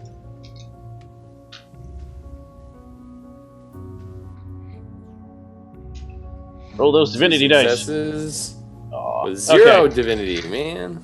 Okay. And I get a bonus from my Flatlander. How much? It's 1 enhancement. Okay, are you gonna invoke scale or leave it as is? They'll require imbuing legend and using a title or a keyword. And if you use a keyword, you're gonna burn successes too. I'm just going to use this one thing, which allows me to do glimpse of the other side. As long as I've succeeded, I can make a clash of wills and basically force them out of reality for a turn. Okay, you still get to spend your successes too, though. That's just something you can do if you succeed. Okay. Which means one Other than success that, is automatically spent on damage, so you can't spend the other one on damage. You can only do 1 per scale. If you want to do more damage, you'd have to add scale. Okay. There are other things you could do with 1 success, though. Like, Yeah, I'm looking. melee combat. Yeah, where is it in the book? Because I had it a second ago. On the quick reference guide, it's page... Where's the page numbers? Page 1. 2! Okay. Blinding, break up grapple, not useful. Establish grapple, not useful with 1 success. Knockdown. So yeah, blind or knockdown. Oh, yeah. Let's go with knockdown then. Okay. Clash So of when Wills. when they come back, if they come back into existence, then that land on their butts. Clash of Wills.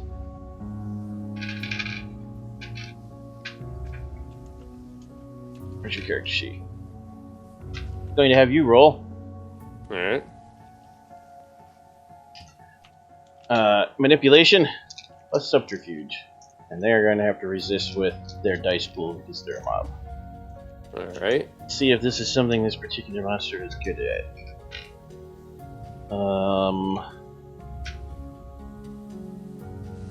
Yes. Okay. Well, let's see. 4 regular successes and 2 divinity dice. Lots of dice for them, but only 2 successes.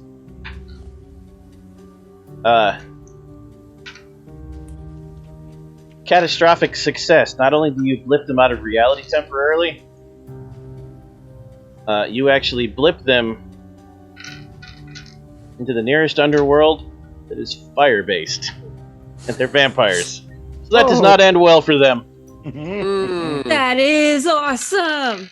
Little vacation. That takes care of the ones in front of you. Now there's only the 2 behind you left, because El Pilpo has that one handled. The 2 behind you gonna roll for morale. Only 1 succeeds. 1 runs. It disappears into the dead cities. Damn it. Ah. 1 stays. Don't worry, Tim. I'm just gonna jump to you when he's done with his action and let you take your shot. No, I know, but I had a stunt that I could have used for the one that ran. The other one is going to grab a hold of... Ooh. Yeah, it gets right past your defense, Devin. Sorry. It's grabbing you because you did the most damage. The lightning bolt was impressive, but you wiped out 2 with a thought. Oh, no, it wouldn't have worked. So he grabs you and squeezes, and you feel your shoulder crunch, but then you also feel your life get pulled out of you. Life drain. So, you take 1 wound, so your top bruised health box gets marked. You're saying you. Is this me or is this Tim? This is you. Okay. This is Root, the person Okay. who did the most damage. You mark off 1 wound, and you now have a +2 complication on all rolls involving physical exertion. Oh man, I never liked physically exerting myself to begin with. And then we're going to jump to Tim. Take your shot. Alright, I will take my Are you shot. going to invoke scale, or are you just going to shoot it? You know what, we'll invoke some scale. Alright. Let's see. So much collateral dice. When we use a legendary title for that one? Yep. Yeah, You can let's do see. one, but once the scene's over, you'll unimbue it, so just pick the one you Right. want. You don't got to worry too much. Fair enough. We will use Sniper of the Damned. Okay, Oh, take the shot. Alright, Seems and appropriate. what are we rolling for that one? Dex? Firearms plus dex, yep. Okay, that's what I thought.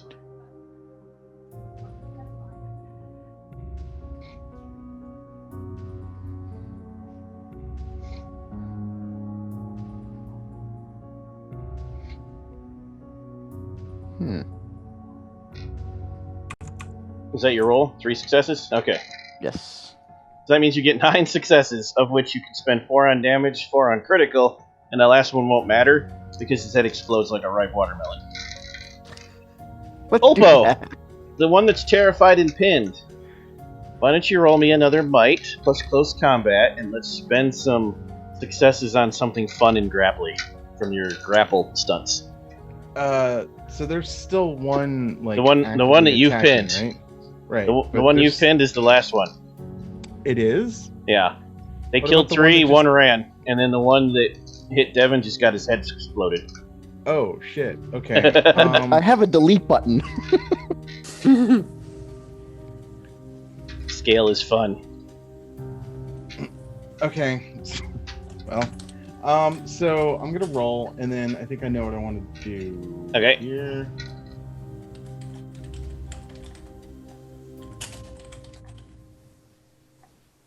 Come on.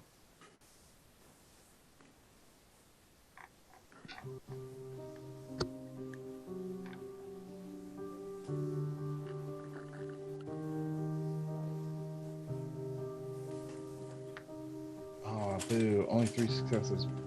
But But you could imbue for scale, and you get 9 if you imbue a legendary title.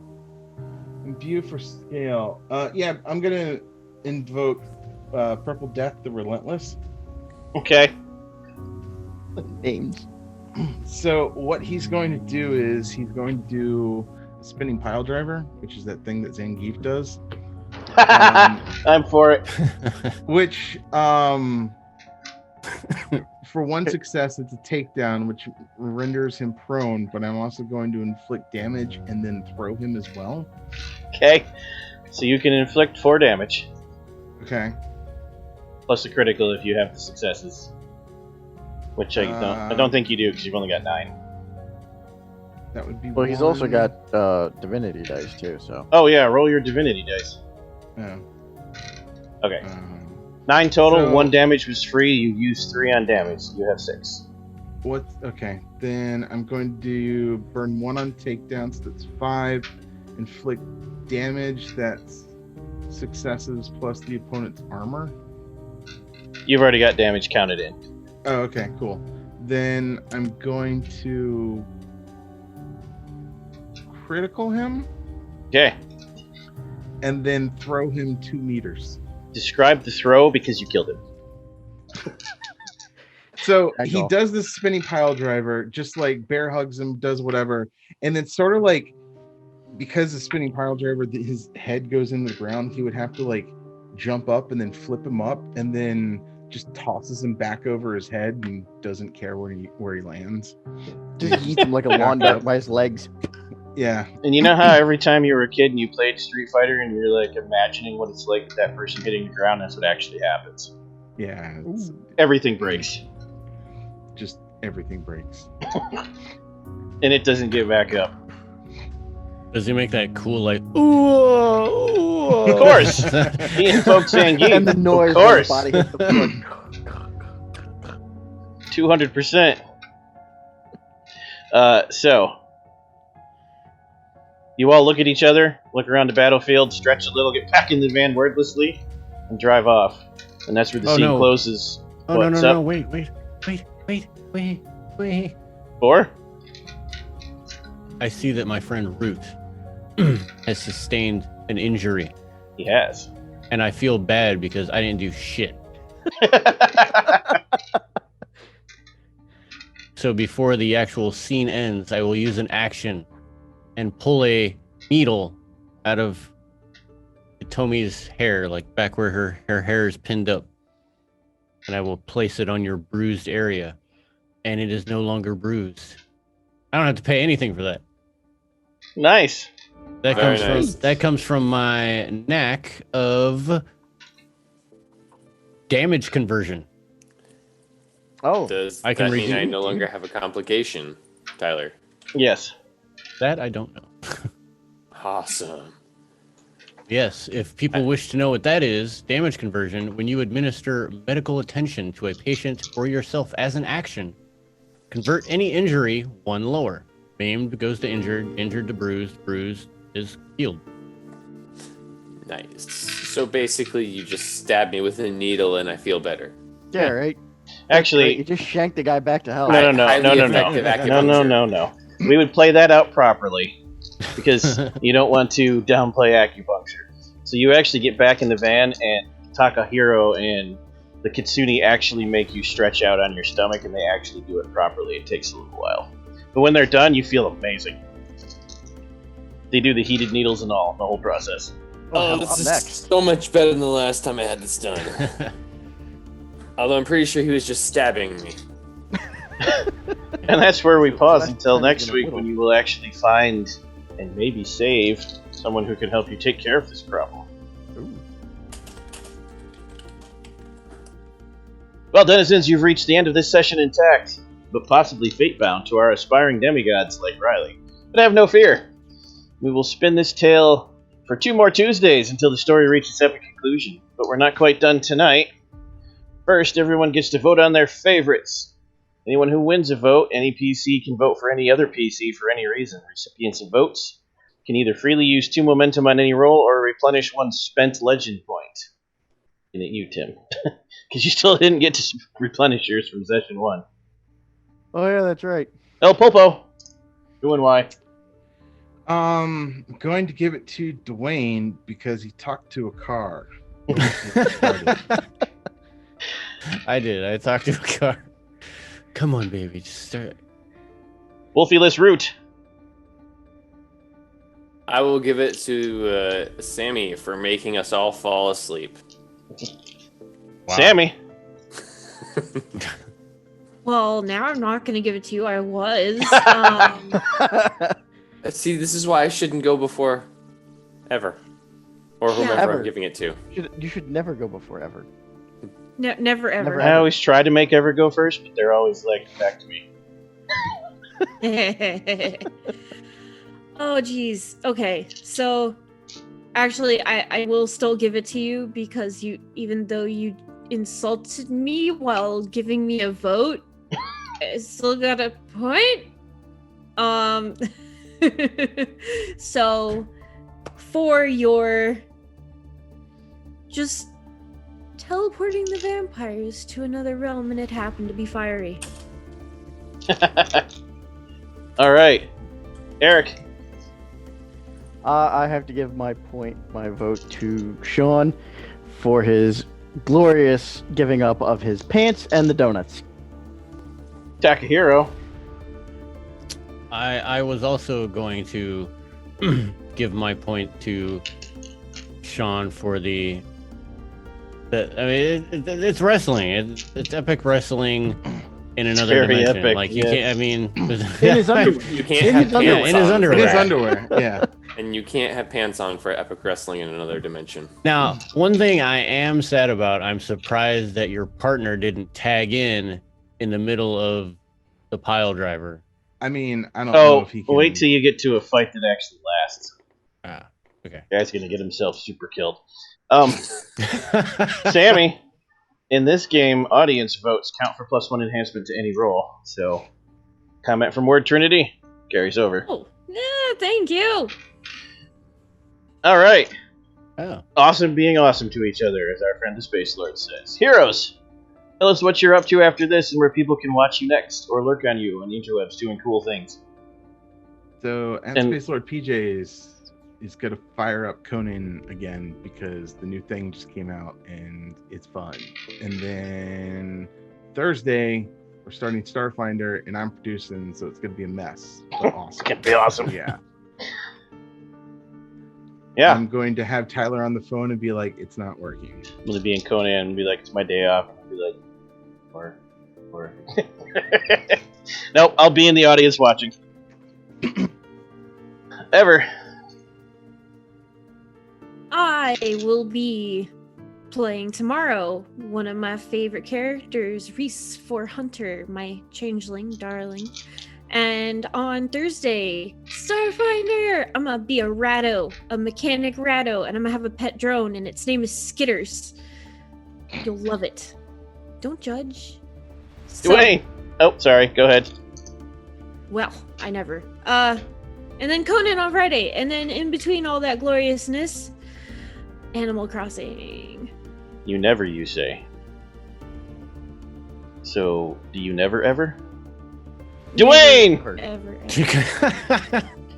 Never, Wow. We're just Never cutting do it ever. Ever off all night. I am Dwayne, and you guys can find me at Made of Kimchi on the internet. I will be here on Thursday for Starfinder, where I am also playing a Ratto Nibbles. And Get the on fuck out. Your name is not Nibbles. it is. Did you not read my character sheet? I mean, there's got to be some surprise, so I don't read the names. Oh shit! I got to put you guys into Astral now. Damn. Oh god. I'm glad you said something. But and then Friday Wow. for Conan, where I'm playing Einar the douchebag.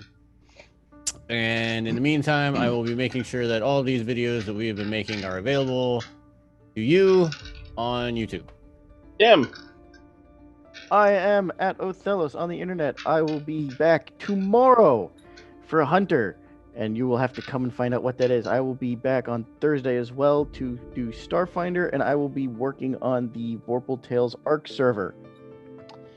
So all details for that are in the Discord server, so come find out about it. Devin. You can find me here tomorrow and Thursday for Starfinder, and you'll see me in the audience on Friday. And while Ever does not have Animal Crossing, I will have Breath of the Wild. I myself will be running Session 4 of 100 the Visual 2E tomorrow. They're still down a hunter, but maybe they'll run into a replacement for Sean's poor dead character in the hedge as they try to escape the fetches. And the hunt. The hunt. Yes. Friday I will be running Conan Adventures in an Age Undreamed of. Session 4 where they finally get to the cursed island now that they took over the cursed ships. A lot of curses. Monday will be Mage of the Ascension 20th Anniversary Edition Session 10 where they technocrats have to infiltrate their own technocratic construct and not get caught in the virtual web. Would go well. Just don't call the AI this time. At the end of the month, we'll be starting up a Dune campaign on Sundays run by our very own Eric. A Cult Story on Fridays run by me. And Dungeon of the Mad Mage run by Patty, which those of you who watch Hunter the Vigil will be familiar with. Also, later in October, for Halloween, come check out our Contagion Chronicle story and our Geist the Senior story.